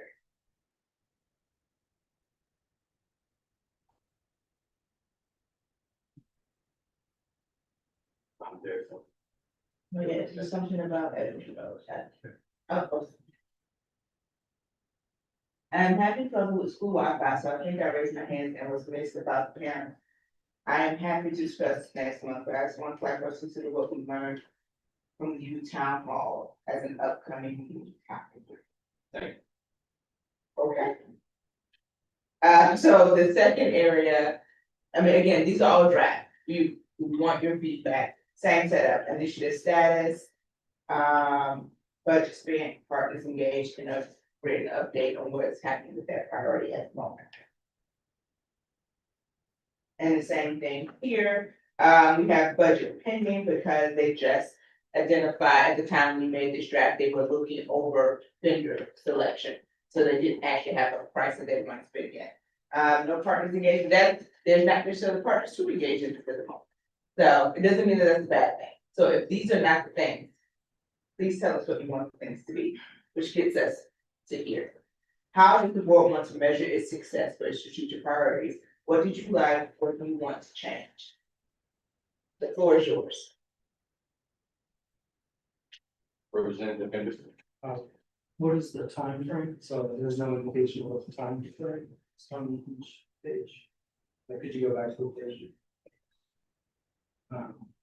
So like for the educator excellence, like, I know that we have engaged people, but maybe not this category here, that I went. No, so these priority dashboards are for this period of the board. So the period of the board ends December 31st, 2026. I think somewhere on there, I should say, during this period. Okay. And then for the budget, it's that how to go maximum, like, indicate what the maximum is. So maybe do a percentage of allotted budget. Yeah, we're both, or Okay. some indication of that. It's not an open ended. Representative Goulet. Well, I really appreciate this. I think it was, Representative Henderson suggesting that we put this online, which I think is good. I asked you to switch the order of the budget spent and partners engaged. They still seem too prominent, because if I'm looking at this and I have $72 on something, like, that's not really an important metric of whether something is successful or not. I think that they're just too big, maybe having them as like tiny bullets, like if people are looking for information. But like, if I'm looking at this, I see like $72 in this big red block, like that should mean something. But it really doesn't mean anything, and neither does the $5,000, because like some initiatives take a little bit more money than others. So I think it was gonna be like, if it draws your eye to it, which that does, like that $72 draws my eye, it shouldn't matter. Got it. If it just does, so the, It doesn't. no, it doesn't, You could spend this money, doesn't mean that your initiative has had impact, changed anything, Just or. spend some money. I think just making that smaller, but I really do like this. I think the only other thing maybe we should do is have kind of our goal for it, and then whether or not, we're on pace. Because like some of these things, for example, you did add it in font that I can't even read with my glasses on, but the last one, it's got, the student report doesn't come out, That is. OSA until the fall. I didn't realize it was this small. So, It was supposed to be the same size as this one. That did not happen. but like, what I would want to do if I look at this as a member of the public is to know when that's supposed to get going and know whether the board's on pace for it. So like, we're not gonna be able to take any action on this until that report comes out. So like, I just don't want them to think we're not doing it. And I do like the sequence, because we were gonna do the bullying definition after we heard from the students, that makes sense that it has the start in there. But if you had a timeline that says elevate student voice, and you had this period by which we're having the engagements with our students, and then the bullying definition, like you had a goal start time, which then was after that, people would kind of then say, I see how this is coming together. And they might understand it more. So having like a start time for each initiative would be the only other thing I could think to add. But I think it's good, and I like the transparency element. So I really appreciate your team's efforts and experience. Yeah, Representative, coming back to you. I'm not sure how I would square what Representative Blake said, but I'm also thinking of like a more a bar that says not started, in progress, completed, and then you like mark where we are on it, because like from here, I don't even know what. I'm assuming the other possibility is completed. Yes. Oh, I got it. You want to sort of know the range of the possibilities for each individual. And I think one of the questions that also came up from the members of the admin committee, that I don't think that I can answer, is what does success look like? Is success just completion? Is success, because if you're gonna have a dashboard where you're showing things, is the goal just to finish the high school graduation requirements? To modernize that, like, what is the it? Is it just the deliverable, once you create the feedback? Cause I'm like, if we're thinking of ways we wanna, obviously, if money is not an indicator of success or impact, we wanna put things on a dashboard that outline what the goal is. And I think to me, that's part of what you all can help with the most. And that's fine. What about you is, what is the impact, that we're trying to make? That's the biggest, what are we trying to affect? Representative Glenn. So for me, it is just that we complete this, because we did do a strategic plan where we set goals and we made commitments. So for me, it's important we complete these. And I think that's the first step, and I think that's why this is really important. I don't think you can really get to the qualitative aspect of this. Yeah. Like, we're not going to give like a letter grade to Robert's, performance on graduation requirements, so like, I feel like. Grades definitely increase the stakes here. I think this is really important, because it shows we came together with a good plan at our retreat. we passed strategic priorities and then we followed through and completed them. So I think that's really important. And then, you know, you can set new strategic priorities in the next year. But this is valuable because it shows the public what we're focused on and it shows whether we did it or not. So I really like this. I mean, so again, another variation of this, but again, obviously, not having the budget be very prominent. But just thinking about is, are there things that you all wanna measure here that are not here? I know we haven't heard from the other representatives and people who are on the phone. I don't know, you can see some. We would love to hear everyone's feedback. Even if it's a question. Our feedback is still feedback. And tell someone else, I'll let this back and forth between Representative Goulet, Henderson, continue Representative Henderson. So I agree on, for the initiatives, like, they have their own goal, like. For themselves, so completion of the initiative, I think, that's what we would say. I could also imagine the initiatives are serving the priority. And so I think what you're asking about is measuring progress on priority itself. And I do think completing an point of initiatives is one measure of that. But I imagine there will be other things that come out of it that are not strictly defined in the initiative. Maybe resolution, I mean, I don't know if that's a great measure, but I could also see like just a descriptive, qualitative, like, here's the context. Or Yeah, that was one of the things that can see that, and we need to add more context for each initiative. So I think you asked what else could be measured at.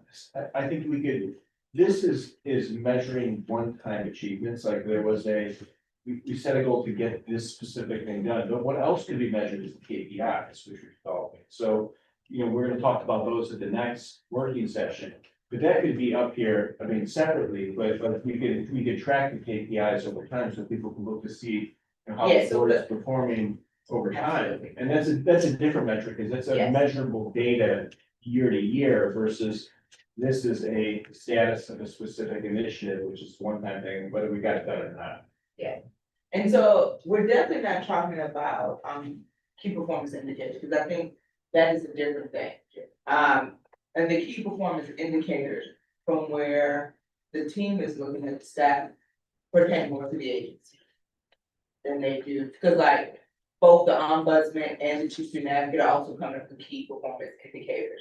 And it will be one SBOE performance plan for the agency. And that's different than these strategic priorities of the board. And then, maybe a better question is, what would be helpful for the public to know about these initiatives, about these priority areas? I think that could be another way to frame sort of what we put on the dashboard.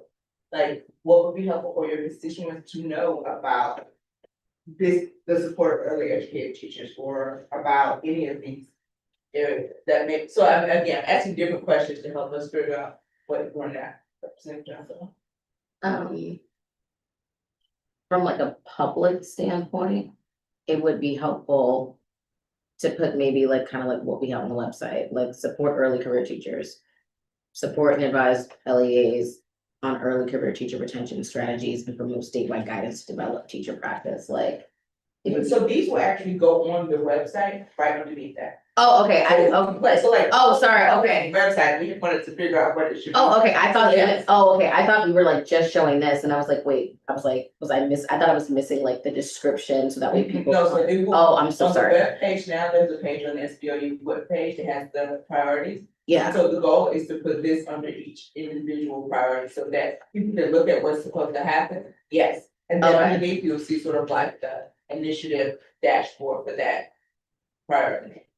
got it, So that you will know that, oh, okay, when we say modernize high school graduation practice, this is what they're already talking about with that. When we say early teacher, like, why are they creating these recommendations? What are the recommendations for?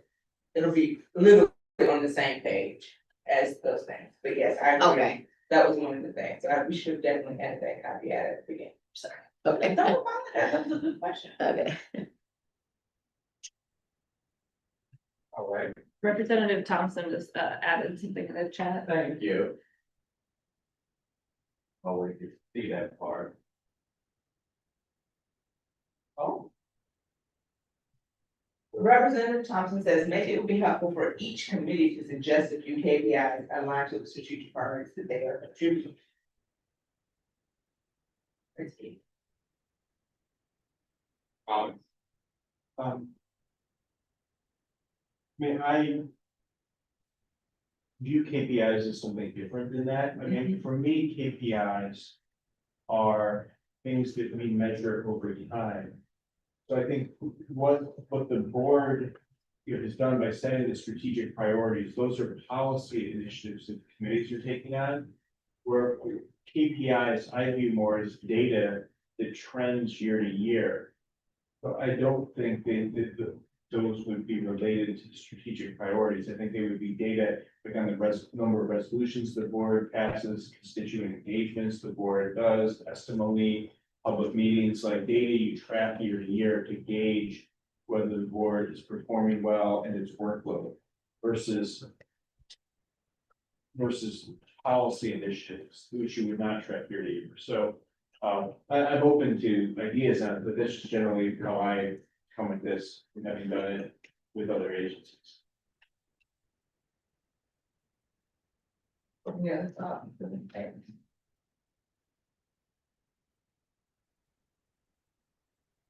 I tend to agree with Representative Lay. Around case. On this specific. As it regards to KPIs. But I think there may be something here in regards to Representative suggestion about the committees going back, because what I will have to say is that the dashboard for each party doesn't have to look the same. Because they're very different. And so, if there is something that you want the public to know about the priority area where you're working, that is not displayed up here. Again, like, let us know that, because we get to decide on what it is. There's no one telling us you have to do this many boxes or this many things. So we are the creators of what will go on these individual dashboards for each priority. So if there's something under the, sure, I'll say things protocol of students that doesn't fit under the early educator, if you don't have to put it under the early educator. That we could do, at some point, maybe we want to update how many students were engaged in this initiative. But we don't have that data today. But like that, maybe something we have after we've done all three of the 2 town halls and the convening, that may be a point we can add to the dashboard to show on that particular priority. When we talk about the teachers, if they want to know how many educators were engaged, that wouldn't necessarily pertain to the other one. So again, I don't want us to be stuck in what is here. This is something for you all to respond to, but we can definitely craft whatever you all feel is most important. So would it be helpful for these? So I go back to the committee to see what else, the possibilities of what you all might want to see on your dashboards. How would you all like to?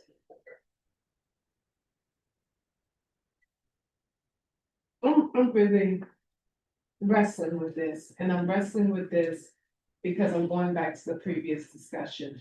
And the previous discussion was the report that DC policy gave us, but then we were also talking about proficiency, right? And so my big wrestle is the question that I don't hear it asked too often, but it was often used ubiquitously before, and that is the so what, or the why.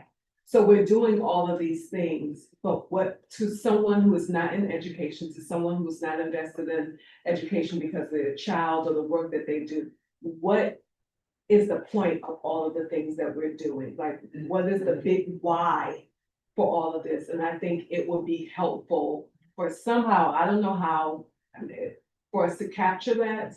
Because for me, my big why is always not that I want us to change graduation requirements. I know that's what we're doing. I want our students to be proficient. I want our students to go to college or career and be well prepared. I want our children who are educated here to be able to have, as I always say, family sustaining career. I want them to live well. And in order to do that, the investment that we're making now has to be worth something. And the things that we're doing now has to be worth something. Because if not, it's just, I mean, all due respect, it could be a song or dance that we're doing.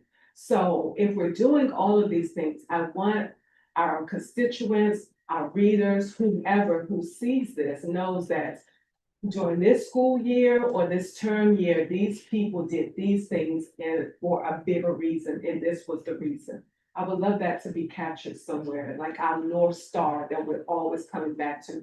That's not about data, but more hard work, if you will, more philosophical, if you will, that we are looking at for the sons and daughters of DC. And we're doing things now that probably our term will be over with by the time we see the manifestation of it. But this is the reason why. That's what I'm wrestling with. And I think for me, what I rest was that you won't have to tell us that. What is your reason why? Cause I agree, I mean, that makes Yeah. absolute sense. Cause, yeah, I agree. So Representative Wilson, you asked for something more than the strategic priorities themselves, so like. I think that's at least one level higher of the why compared to the slides we were just looking at, but I'm not sure if that. I'm asking if that gets at the level that you are looking for. So like for the ensuring safety and support for all students, priority itself says more about the aim of like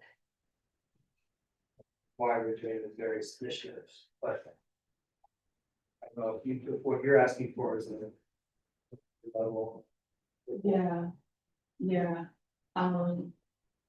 I'm looking for less technical and less theoretical and more, I mean, as simply as I can put it, heart, right? So if we're talking about student safety, like at its lowest common denominator, we want our students to be well emotionally.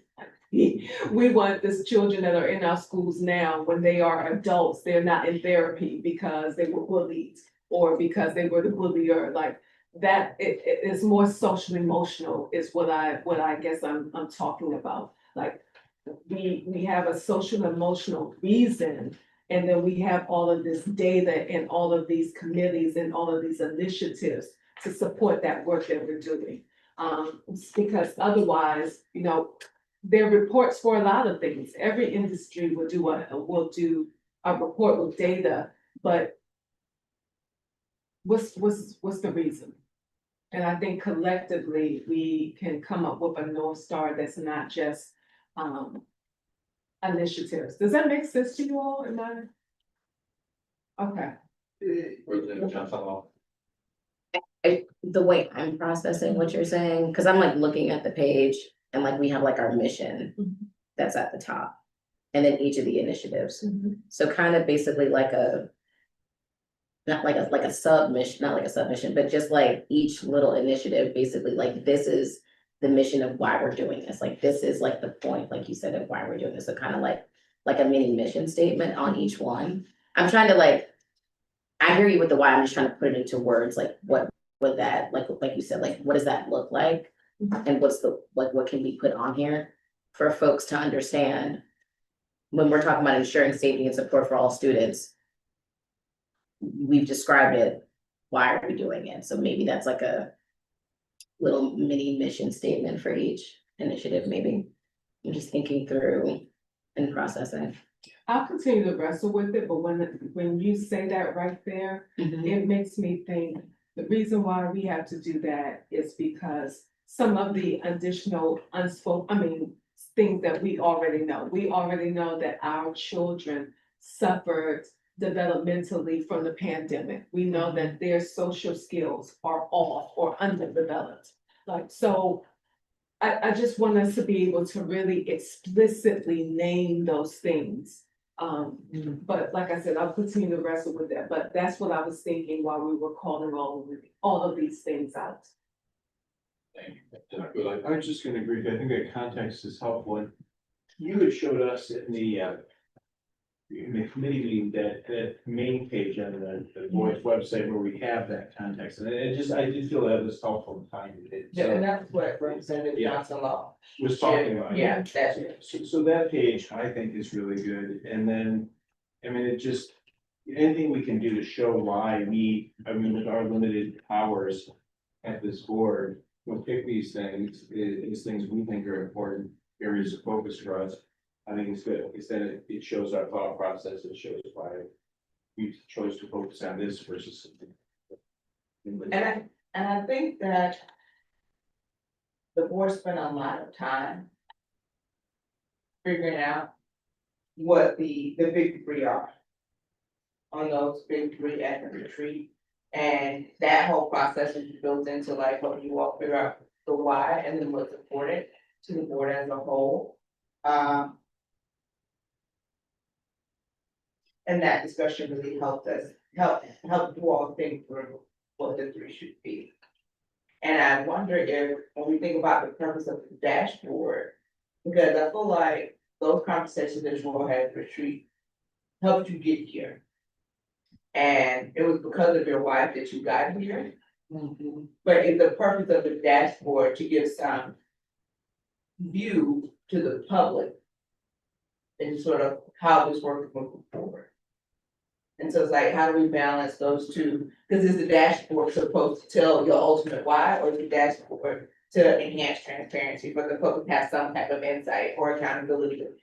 And maybe accountability is the wrong word, because again, I think that one lies with key performance indicators. But like, to give them insight, it's like, okay, so you said you're gonna do this, and if we don't post something like this, technically, they can just come back in December and say, okay, so what did you do? And so is that the purpose of the dashboard? I don't know if the purpose of the dashboard is to explain the No. board's why. Yeah, you're right. I think the why is important, but Absolutely. I agree with you. This is not the meeting for it. And I think it's definitely needed for accountability and transparency, yeah. I think that's maybe just against, like I said, what I'm wrestling with, because I'm looking at this, but knowing what we already discussed, when we know that many of our students are not prepared. And I think too, the why will come in because, again, the team is already, we mapped out the year all the way to next January already. In this very room, sticky sheets and papers and all the things. What happened at the end of the year? For this 2-year board term, where this iteration of the board has been together for the last 2 years.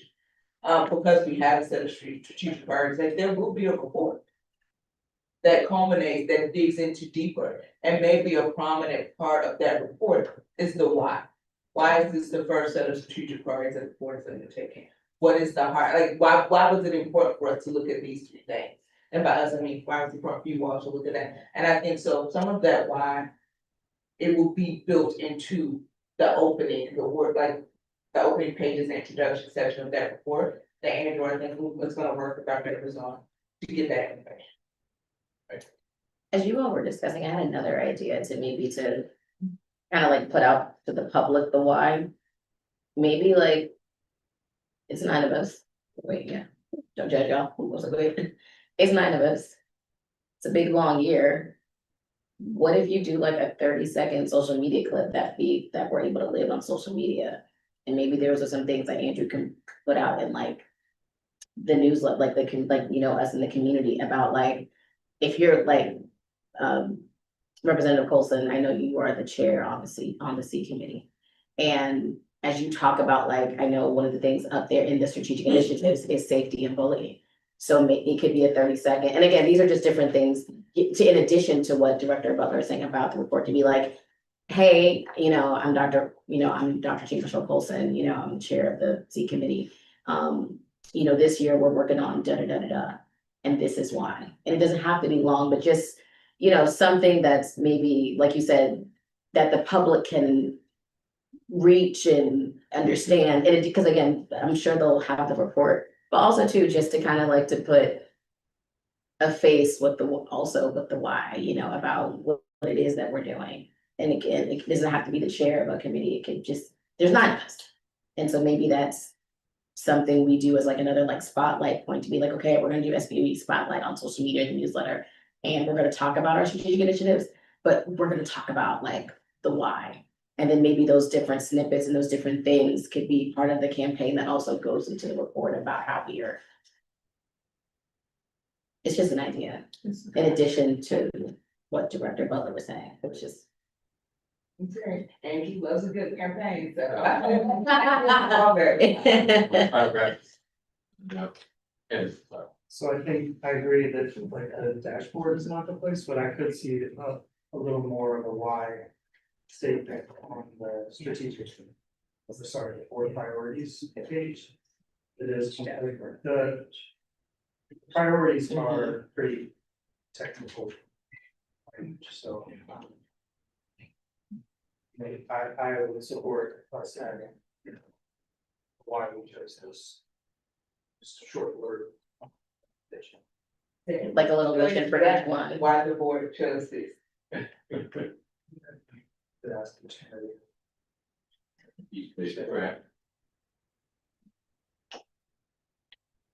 All right. Thank you. Yeah. Thank you for your feedback. We'll take it back and make some adjustments. And try to get you all a draft before the May working session. So that you'll have a little bit more time. Now we've got one draft done, take your feedback. And then we'll be able to also report back on ideas around the why, the campaign that Representative Johnson launched there, and the suggestions by incorporating broader why. I would hope that that would be a task that goes to the committee. You all begin to think about and then share back out with the staff member who's on your committee about what you all, if we're gonna update this page on the website, we can look at what the why for Representative Henderson's suggesting. What are your thoughts around that? It can be bullet point, or not a paragraph, but if you have suggestions, then the staff will pull them all together and bring you guys back some options to look at. So that's all we have. All right. And staff, everyone who worked on it. Thank you. Yes. We appreciate Yes, the thank work. you to the staff. We on the stuff. Even if it took that kind of thing, allow it to be better. Thank you. Appreciate that. Next on the agenda, are committee reports. We'll call on each committee in alphabetical order, and each chair or co-chair, or if there's not one, a member, will share updates and answer any questions for our members. I'm coming to my Vice President Goulet for the administrative committee.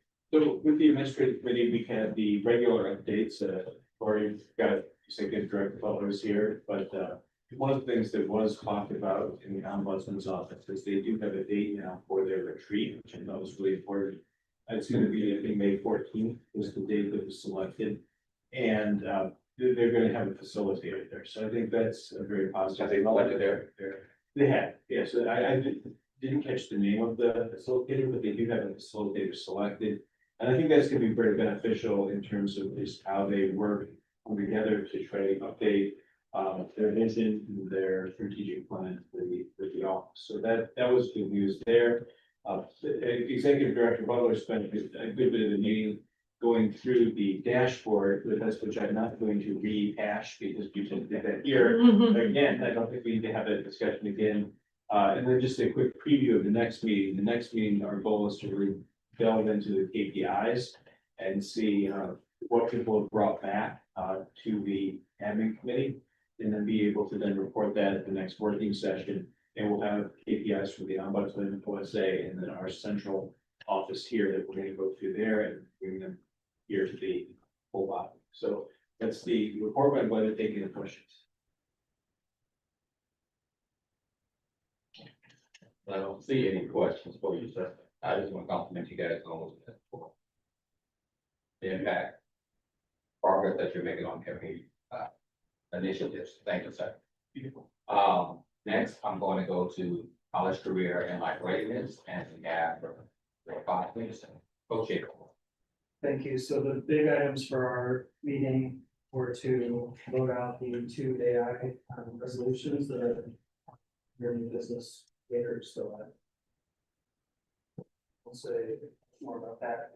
So we also debriefed our previous task force meeting from March 19th. And then talk, prepared for our next meeting on April 9th. We are moving forward on some site visits to the second initiative that's on our board to create feedback loops around standards that we're implementing. So we had planned an outreach to get visits to River Terrace, Idea, see this time.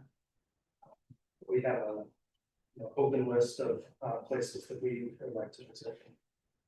Welcome any suggestions from anyone. For the task force meeting, we had an in-person meeting on March 15th. And we hashed through 2.5 of the 6 Aussie proposals, had productive conversation about those. We didn't make final positions for the task force, but we're surfacing the main debates on each one of those things. And then once we've gone through all 6 proposals and then any proposals from the task force, we will move even closer to the task force having recommendations. And we are aiming to capture recommendations on proposals themselves, offering implementation suggestions, concerns, and also conveying dissenting views from the task force on each of the items.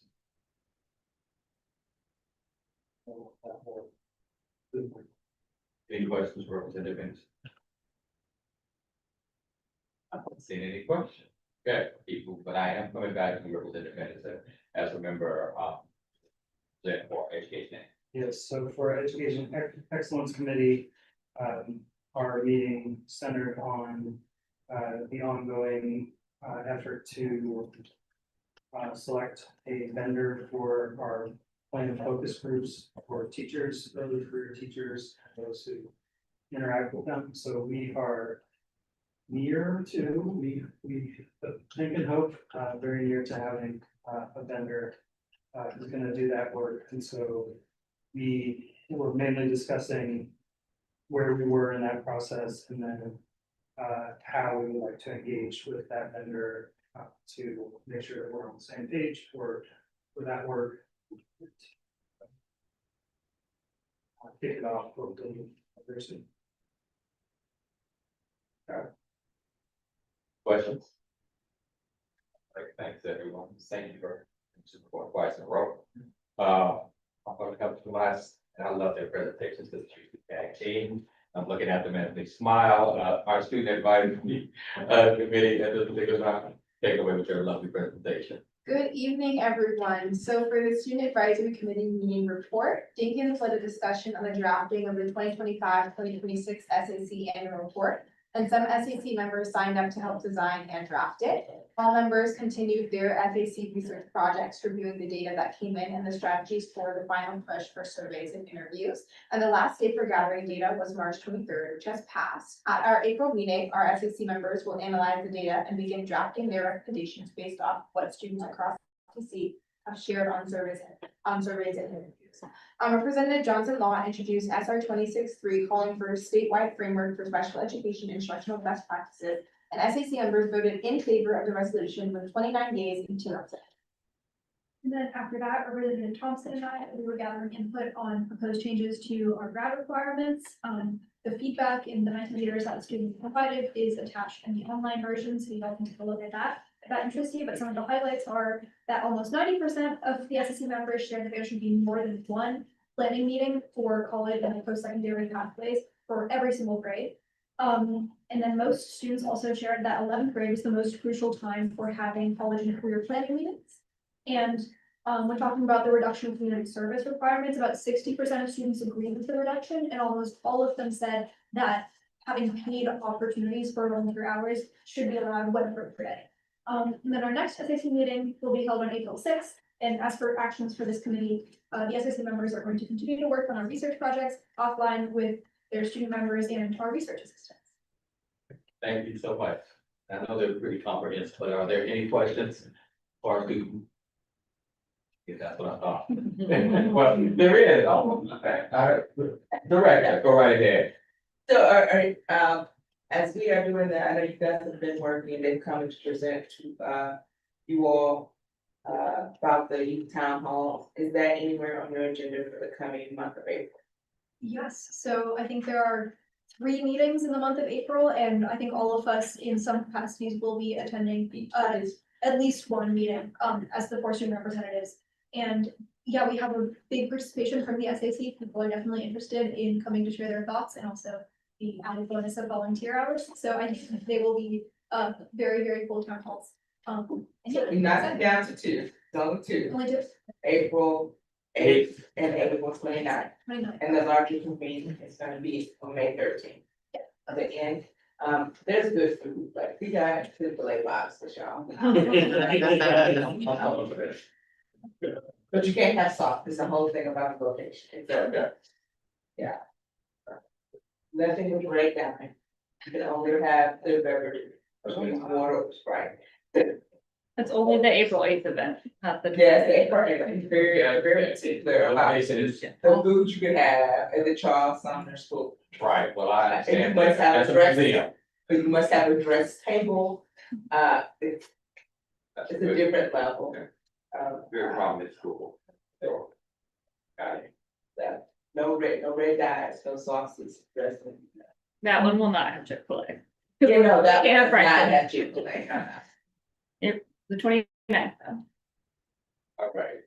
Are there any other questions for our students in presentation? Thank you. Oh, I'm sorry. Oh, Director. Yeah, okay. As you all are nearing the end and compiling your annual report, is it anticipated to be ready in June? Yes. Because one of the projects that we are thinking of, or we're getting summer fellows from MINFA, is to have them take the SAC annual report around to city council members and share that with them as a part of their summer project. Since it was led by students, some of which are also SAC members, we thought that that would be a good next step. I know you all's term will be done in July, you won't be here in July, you'll be preparing for university life. But just to give you all a heads up, so what we plan to do with that report, to make sure that it has legs beyond your tenure. For sure. Yeah, that sounds really cool. Yeah, we do plan to meet them. So. No, you sure. I'm sorry. Thank you, students and Director Bowden. Now we'll go to our last committee, student experience and engagement, and I come to Dr. Bolter. Yes, all right, so we had a very great, that doesn't sound right, we had a great meeting. We talked about the resolution that we'll discuss, further in a moment as R 26-4. We also talked about, our work plan, so discussing what our priorities would be, which is what we already voted on previously, so the bullying definition review will come up, as well as teen substance abuse.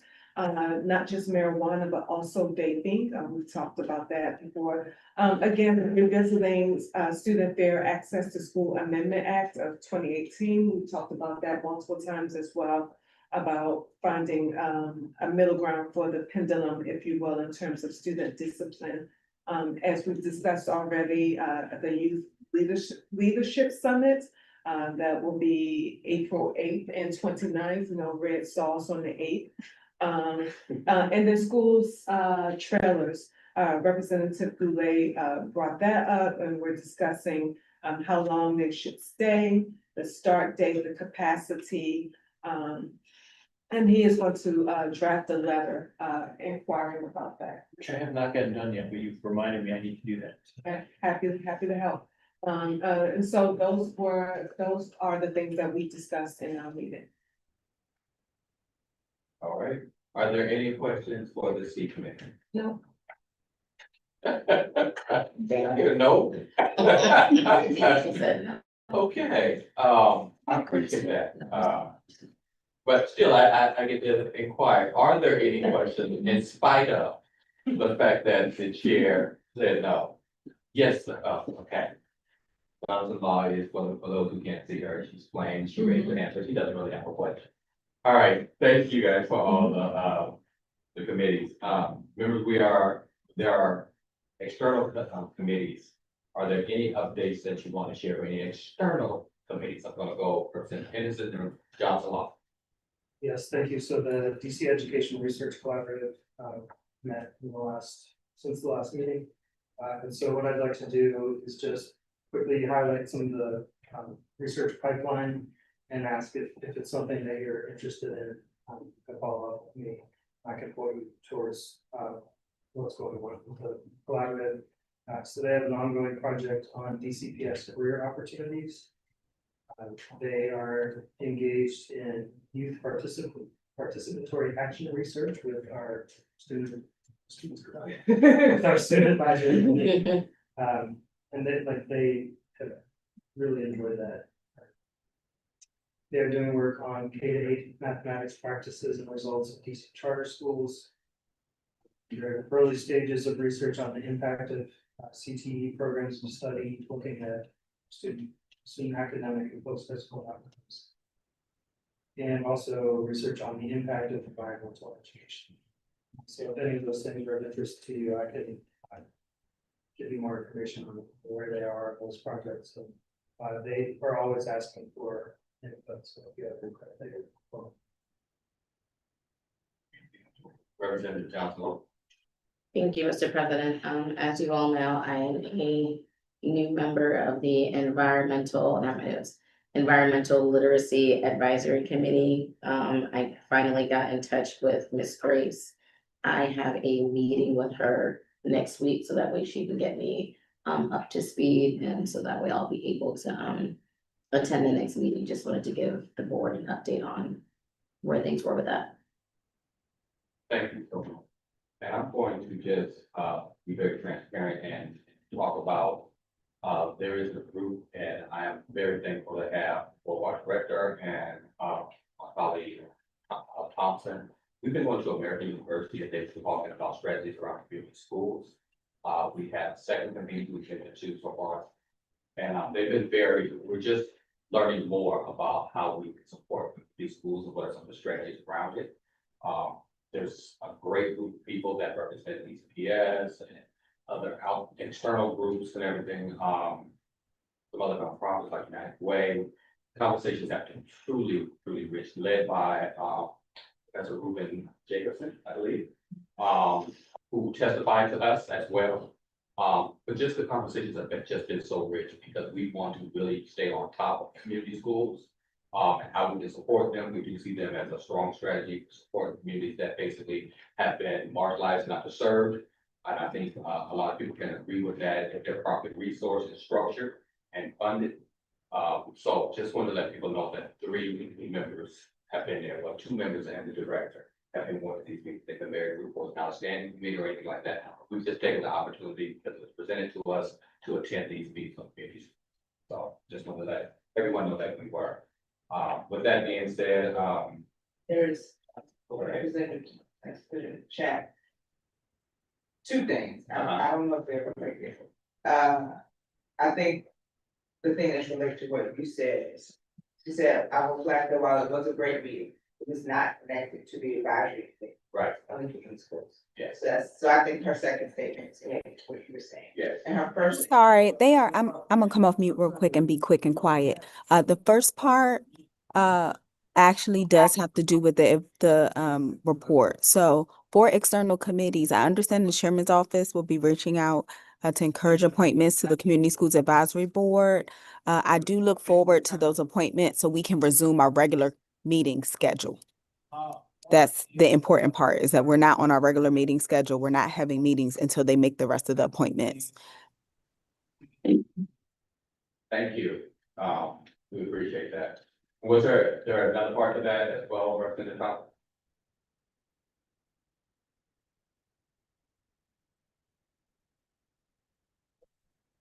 The other part, Executive Director read. Okay, thank you. Thank you so much. All right, so those have our reports. And I appreciate everyone that shared, and especially those who also went outside of their normal for meetings and stuff, doing external things. I know that takes some time. So I appreciate your dedication to getting to those meetings as well. And just stay abreast. Okay. Okay, so, we now, will move to new business. As a reminder, for any state resolution that are added to the public meeting agenda, the sponsor representative will, present those resolutions at the upcoming, SAC meeting on Monday, April sixth. I would like to ask members if they have anything to add to the following list. SR 26-4 calling for a statewide attendance early warning and intervention monitoring system. SR 26-5 recommendation for advancing student education fluency and artificial intelligence. SR 26-6 calling for the establishment of an artificial intelligence leadership collaborative.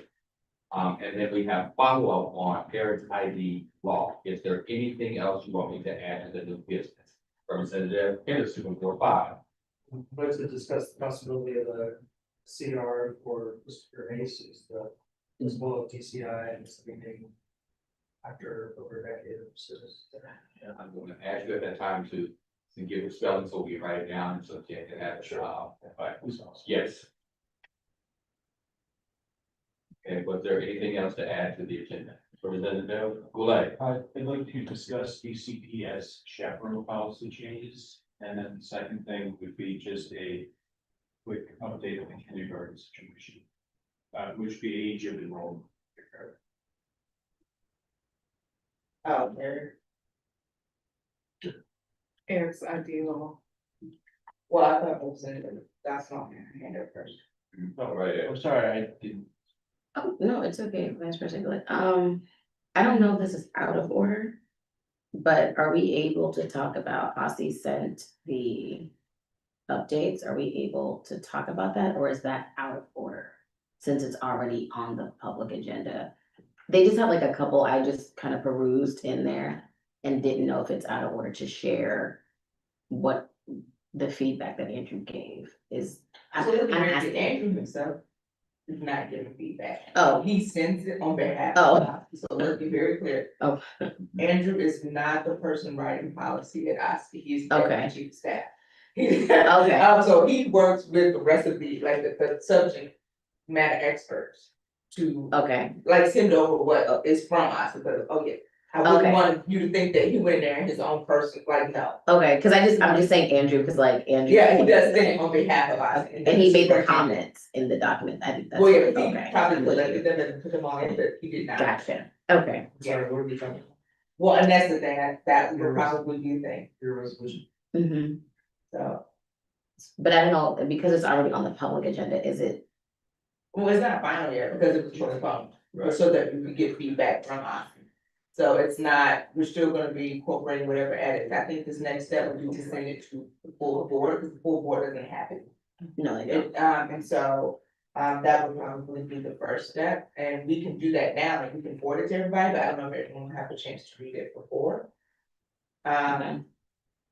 But that's, you can share your thoughts, and then when we send it out, people can also share their thoughts, and then we can get to the admin portion, because board leadership also agreed to share with DCPS to get their feedback on the same thing. And what we are not, we're not sharing with DCPS, the Austin version, we're sharing the original version. So those were, Got yeah, it. so it is not final, and you can discuss it. That is the answer to your question. But actually, the rest of the board hasn't seen it because we haven't sent it out, but you just got it after 5 o'clock before, like, it Got was it, late this afternoon, I think. got it. So then I'll, Okay, I have that. I was like, we can take it off to keep the time of the video. Okay. Yeah. Okay. Yeah. Fine. Okay. And then we have one, okay. That's cool. No, it's not requesting the board consider resolution supporting Eric's ID law. Yes. There's another one below that. And then there's. Oh, it is Further down. Committee, okay, that's the legislation. Yeah, Yeah, I think I have it. resolution. Yeah. Yeah, There's something, Yeah, a ceremonial resolution yeah, I have that one. for Leslie Poole. yeah, That's cool. So I'm gonna read these back to you guys real quick. These are the additions, okay? There's a CR resolution that Representative Henderson will be speaking on. There's DCPS, chaperone policy, from Goulet. There's also the kinder, policy from Goulet. We also have Johnson Law that will be, talking about the resolution that we just, put to the side for just a second. Then we have the CR for Leslie Poole from C Foundation from Thompson. Am I correct? Did I get them all? Okay, let's go. All right. SR 26-4 calling for a statewide attendance early warning and intervention monitoring system. C committee representative, Dr. Colson. All right, good evening, you all. So I've been discussing this since I think about January. I think that this policy report from DC Policy just really strengthens the need for this resolution. In simple terms, what we are proposing is that the interventions that schools come up with to support students, that data is documented and that it is available as students move from grade to grade and also from LEA to the other. There are multiple recommendations about, there are multiple requests for recommendations from OSSI, and then also including Everyday Count Task Force, which is also already doing this work. And so that's the essence of this resolution. Basically, the information is already being collected from schools, the work is being done. How do we put all of this information in one place and make sure it's available from school to school? Are there any questions? We'll just go here, quick comment, because I made the same comment in there. We just saw the numbers on chronic absenteeism. I think this is just a tremendous idea you put forward to kind of chip away travel. And, I mean, it just is something that city absolutely should be doing. So I will be brief because I just wanted to commend you on working on this again, and I'm just thrilled to vote for it. Any other comment? Very much, policy Go side. ahead, sir. Thank you, I think the more longitudinal data we have on students in such a highly mobile system is helpful, so thank you. Other comments? Yeah. Any other comments? All right. So I believe what we do now is basically move this to the public meeting, so I'm gonna post. It's fine. Yes. Is that something that I'm listening to? Go ahead. So did- So just for clarification purposes, does every resolution that involves OSSI, do we have to send it to OSSI for feedback? No. So it was, and then the history of the state board, and Andrew said this in his email, we've only sent a couple of. And that was particularly, we sent over, I think prior to you being on the board, there was one around OSSI dot that we sent over, and then we sent this one over. But there, we don't have requirements to send anything to anybody. But I do think sometimes it is good practice to build partnerships and relationships with the other agencies. But one of the things you want to make sure is like the information that's in there is actual. And we don't, I think it looks bad if we put out a resolution that another agency says they have all these things wrong and they didn't ask us. And so we don't have to necessarily take the feedback, but on things where particularly we're not the subject matter expert, it can be a helpful practice, but we don't have to send everyone. Thank you. So I'm gonna, move a motion. I'm normally gonna, as I do this, I'm gonna go to the person who did the presentation and do the motion, so, and read it. There is a motion to add SR 2026-4 to the April public meeting. Is there a motion? Motion. It has been moved by Dr. Colson. Is there a second? Second. It has been second, I believe, Representative Tulane Beach, Representative Johnson also, and seconded by Representative This is great. Goulet. So thank you. Is there any other discussion? Seeing no discussion, the motion is to add SR 2024 to the April public meeting. I will ask for the yeas and the nays, motion, all in favor? Any nays? Ayes have it, and the motion carries. All right, let's move to SR 26-5, recommendations for advancing students and educator fluency in artificial intelligence. Is coming from the CCLR Committee, Representative Best. Coming to you, sir. I can't go for it. Representative Henderson. Since we voted it out. So there are two resolutions, the first of which we're talking about now is around, defining, fluency. And, the real push is for there to be a statewide definition of AI fluency. And standards around,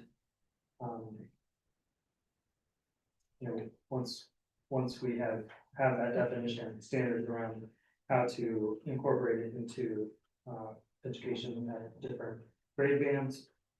Supporting, educators in teaching those standards and fluency. And, doing so through a pilot initiative is our recommendation. And I'll let Representative Best add anything you'd like. No. Are there any questions into their discussion?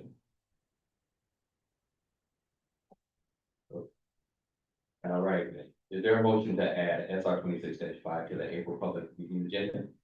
Been moved by Representative Henderson, second. Second by Representative Best. Yes, is there any discussion?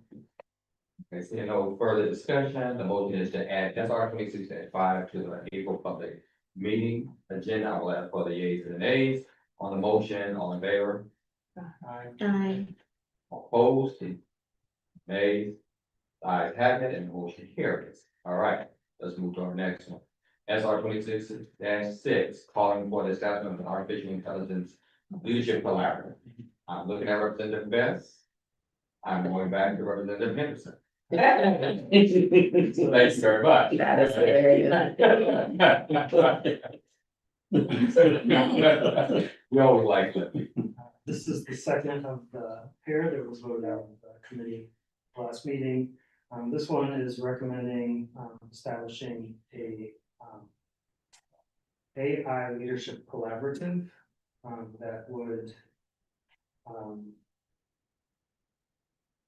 convene relevant stakeholders, to, discuss, the topic and, formulate guidance and support, for, schools, educators, in having,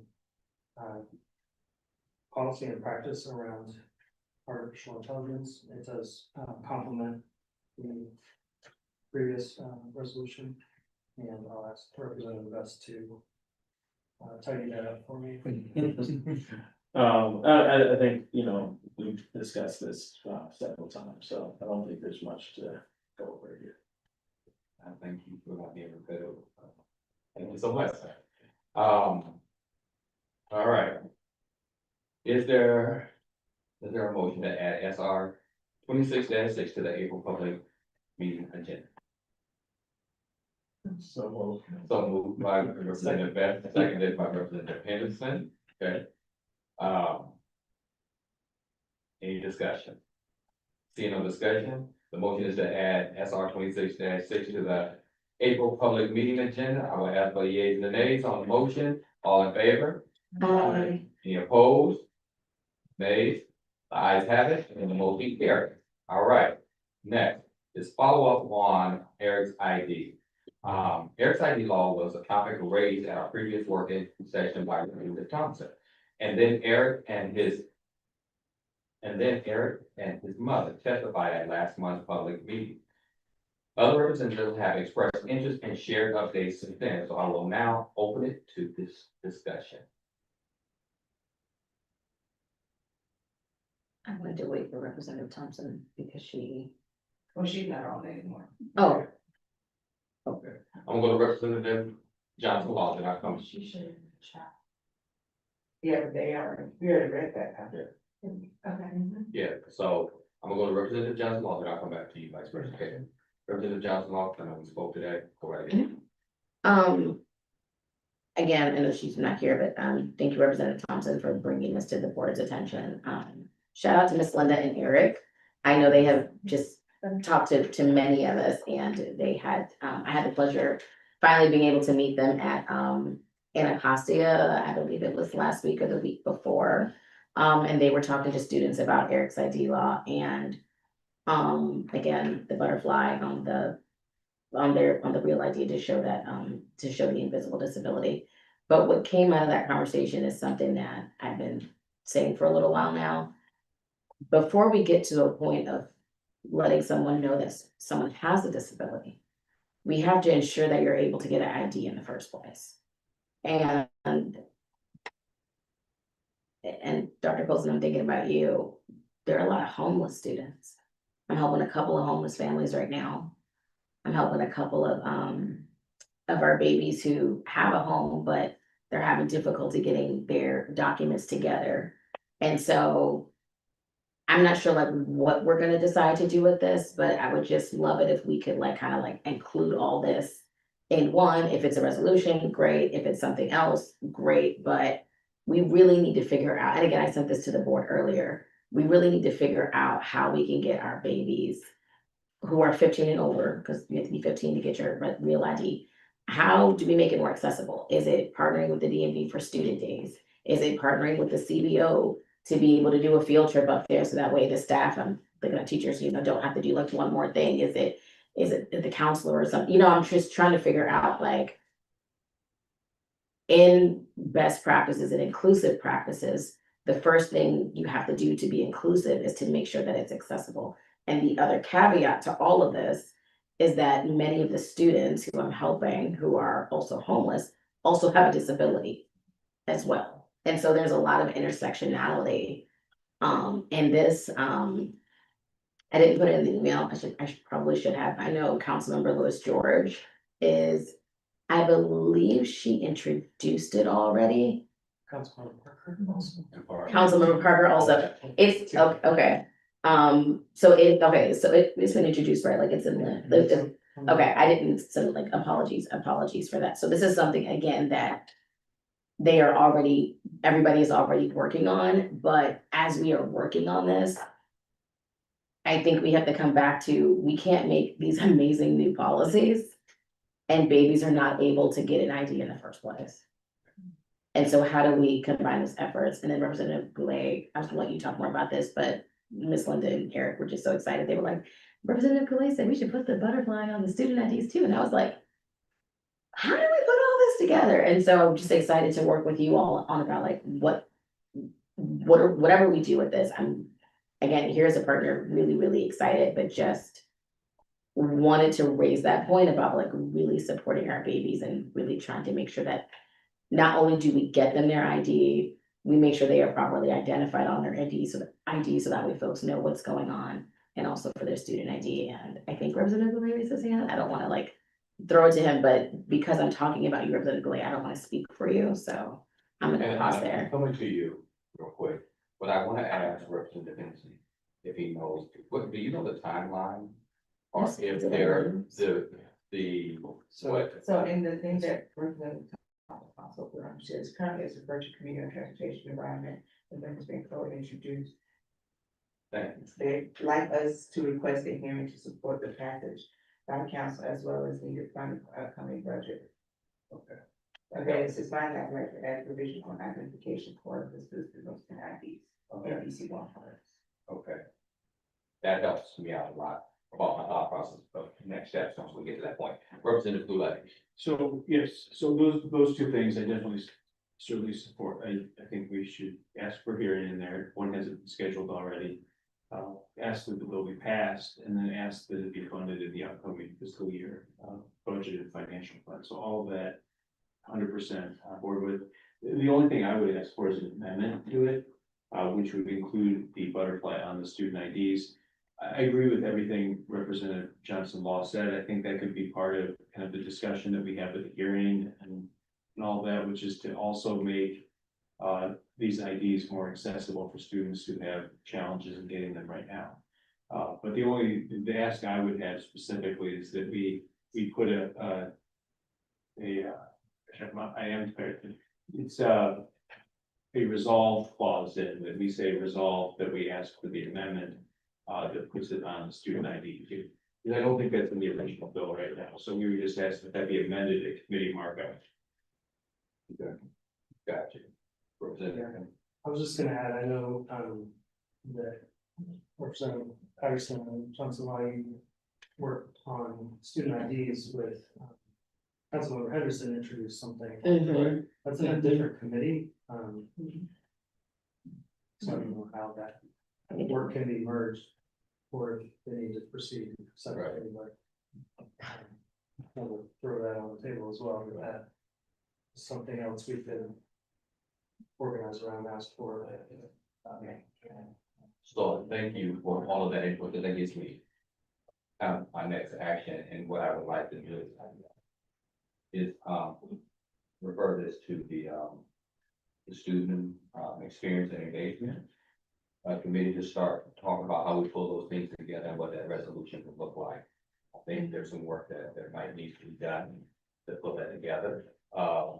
Because we got various council members that have in different committees that are proposing things that speak to what has been brought tonight. So I would like to refer it to the committee. I see Representative Colson smiling. Did you have a comment, Representative? Not Mr. President. Thank you.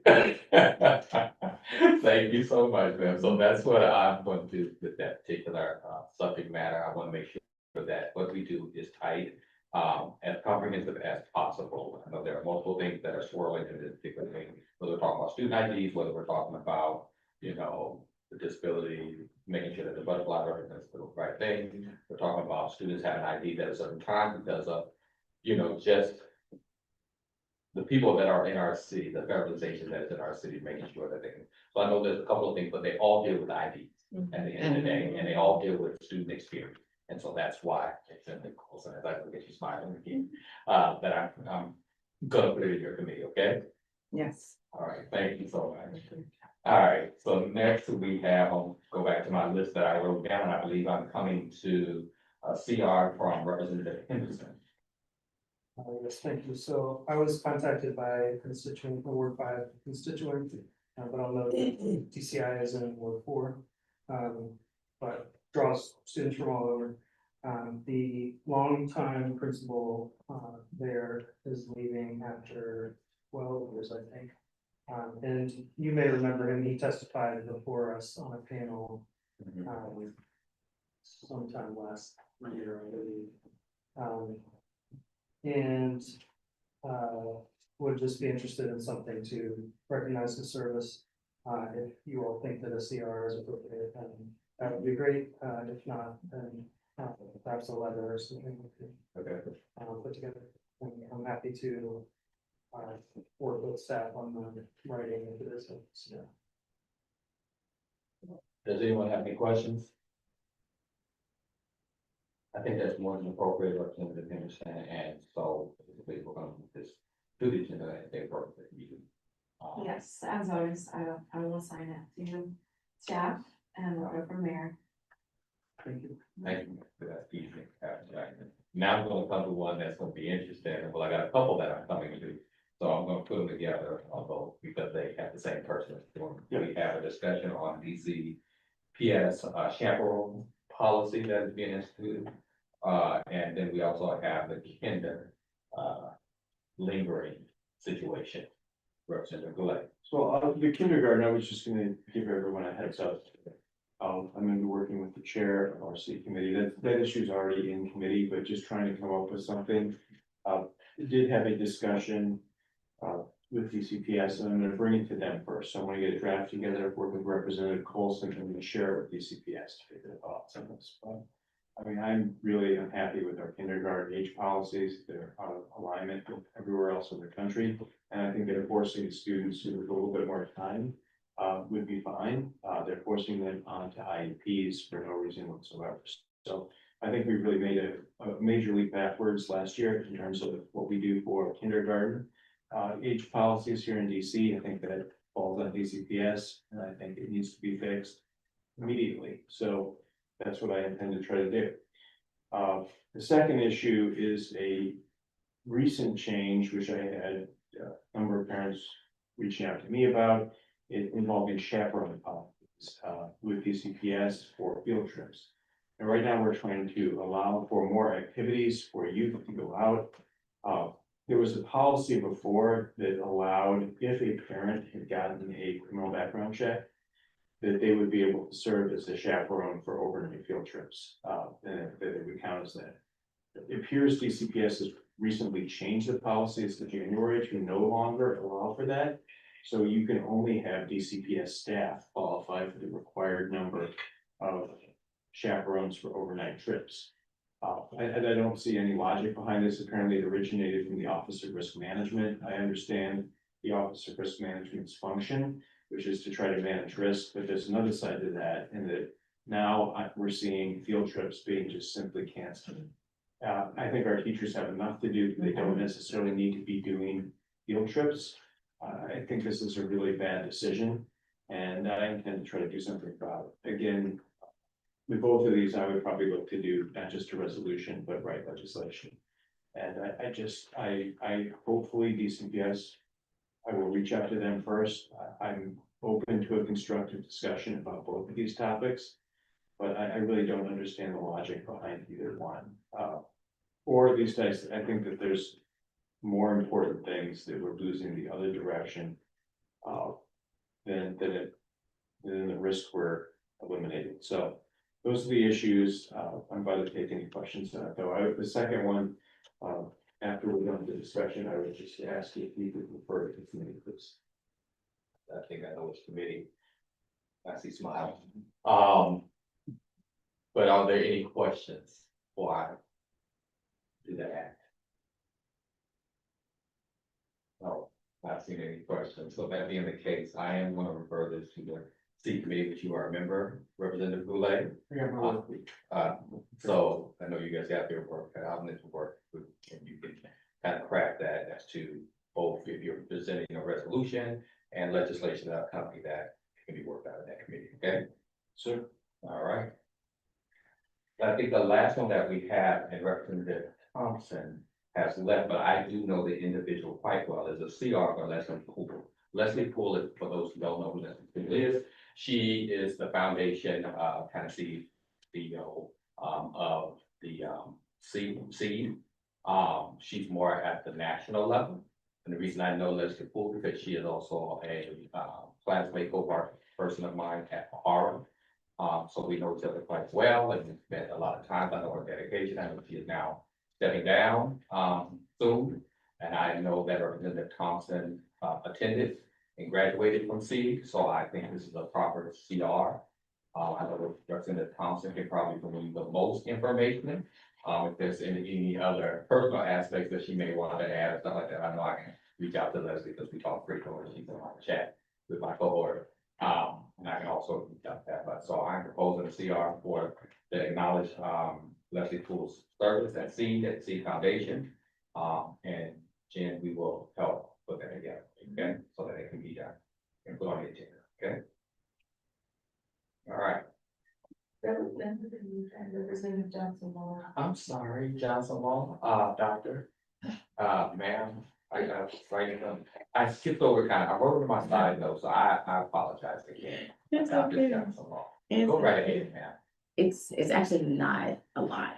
Okay. So we got feedback from OSSE about the calling for a statewide framework for special education instructional best practices.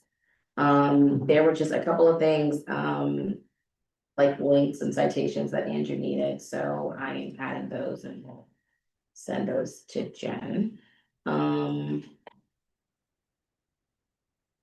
They did ask, was there like because I kept mentioning like North Carolina, they did ask if there was like another state or that could be an example that they would like us to consider. Again, I can look into it, but regardless, even if a state has it or not, there needs to be, even if it's something that needs to be created. Because of events of late, we've got to do something. I should say, you do not have to research that. If they put that in there, the staff, that's their staff responsibility. They will look up other states, they will reach out to ECS. You tell us what you need, you do not have to do this work. It is that the staff, You, my staff will. like, they will, that is their job. Yeah. Oh, But To make sure find that that, stuff. So it's like, those, it's helpful if you go through the email and all the things that you have comments on or question or don't agree with. Then the staff will go back and respond to those things. If you want us to follow them, we will. If you don't, Yeah. then we won't, because it's really up to members, but you don't have to personally go and do that research. Staff is responsible for doing that. Okay, yeah. Cause I'm just trying to also too, like, as we have this delicate balance with OSSI, like, when is it appropriate again to get feedback? And when is it appropriate to say, we're here on behalf of the public doing our jobs? To make sure that we are here for constituents and that our staff would not put something out there for the public that is not All right. factually correct. To speak to your point, I think that was part of the reason that we postponed it, first and foremost, so that we can give Ozzy the time to do that also. There's other people, that are in the education cluster aware of it. I think once we get to those things that we've gotten feedback and we put together, whatever the staff has, we can share that. But because this was just postponed and it's going to be on the agenda, I think, you know, we can work that out within the next 2 weeks to make sure that it's tight and voted on in the next meeting, okay? But it was just postponed, was not tabled, just postponed. And that's easy because it's already been approved to be on the agenda and voted on, okay? We'll have an offline conversation. Okay. Representative Anderson. Just note for the staff that, I've done a little bit of looking, no, I didn't have to. Louisiana is a state that I'm looking into, Oh, no, no, okay. I don't know, I have read it before. If you're seeing it, it's an address or a. Okay, directly. I don't have anything against Louisiana. Louisiana is a wonderful state. Right here, Representative Anderson. Louisiana has had some success late, and they have taken an approach of having statewide, stated priorities around spending. Thank you. There are like 3 best practices. Like having more time, having subject matter experts teaching, and there's a 3rd thing that I don't remember.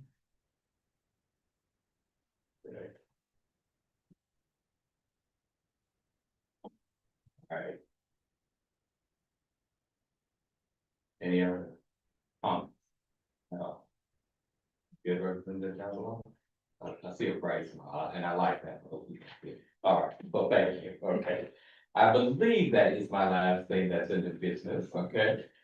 And we've taken and referred and everything, so now I get to move to another part of our meeting, okay?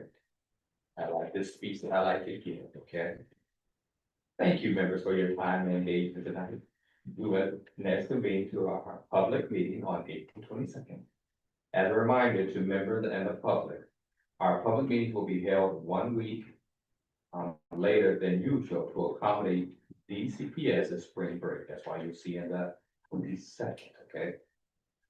Members of the public can visit SBOE.dc.gov to learn how to submit and present testimony at an upcoming public meeting. All public witnesses must submit a written copy of their testimony to our staff for the public record. Seeing no further business before the state board, I would like to entertain a motion to adjourn. So It has been moved by Dr. Johnson Law, second. It has been seconded by Dr. Golson. The motion is to adjourn this working meeting. All in favor? Aye. Any opposed? I didn't think so. This working session is adjourned at exactly 7:52 on April 1st, 2026. Thanks, everyone. Thank you. We got a one. that was funny. That was funny. Yo.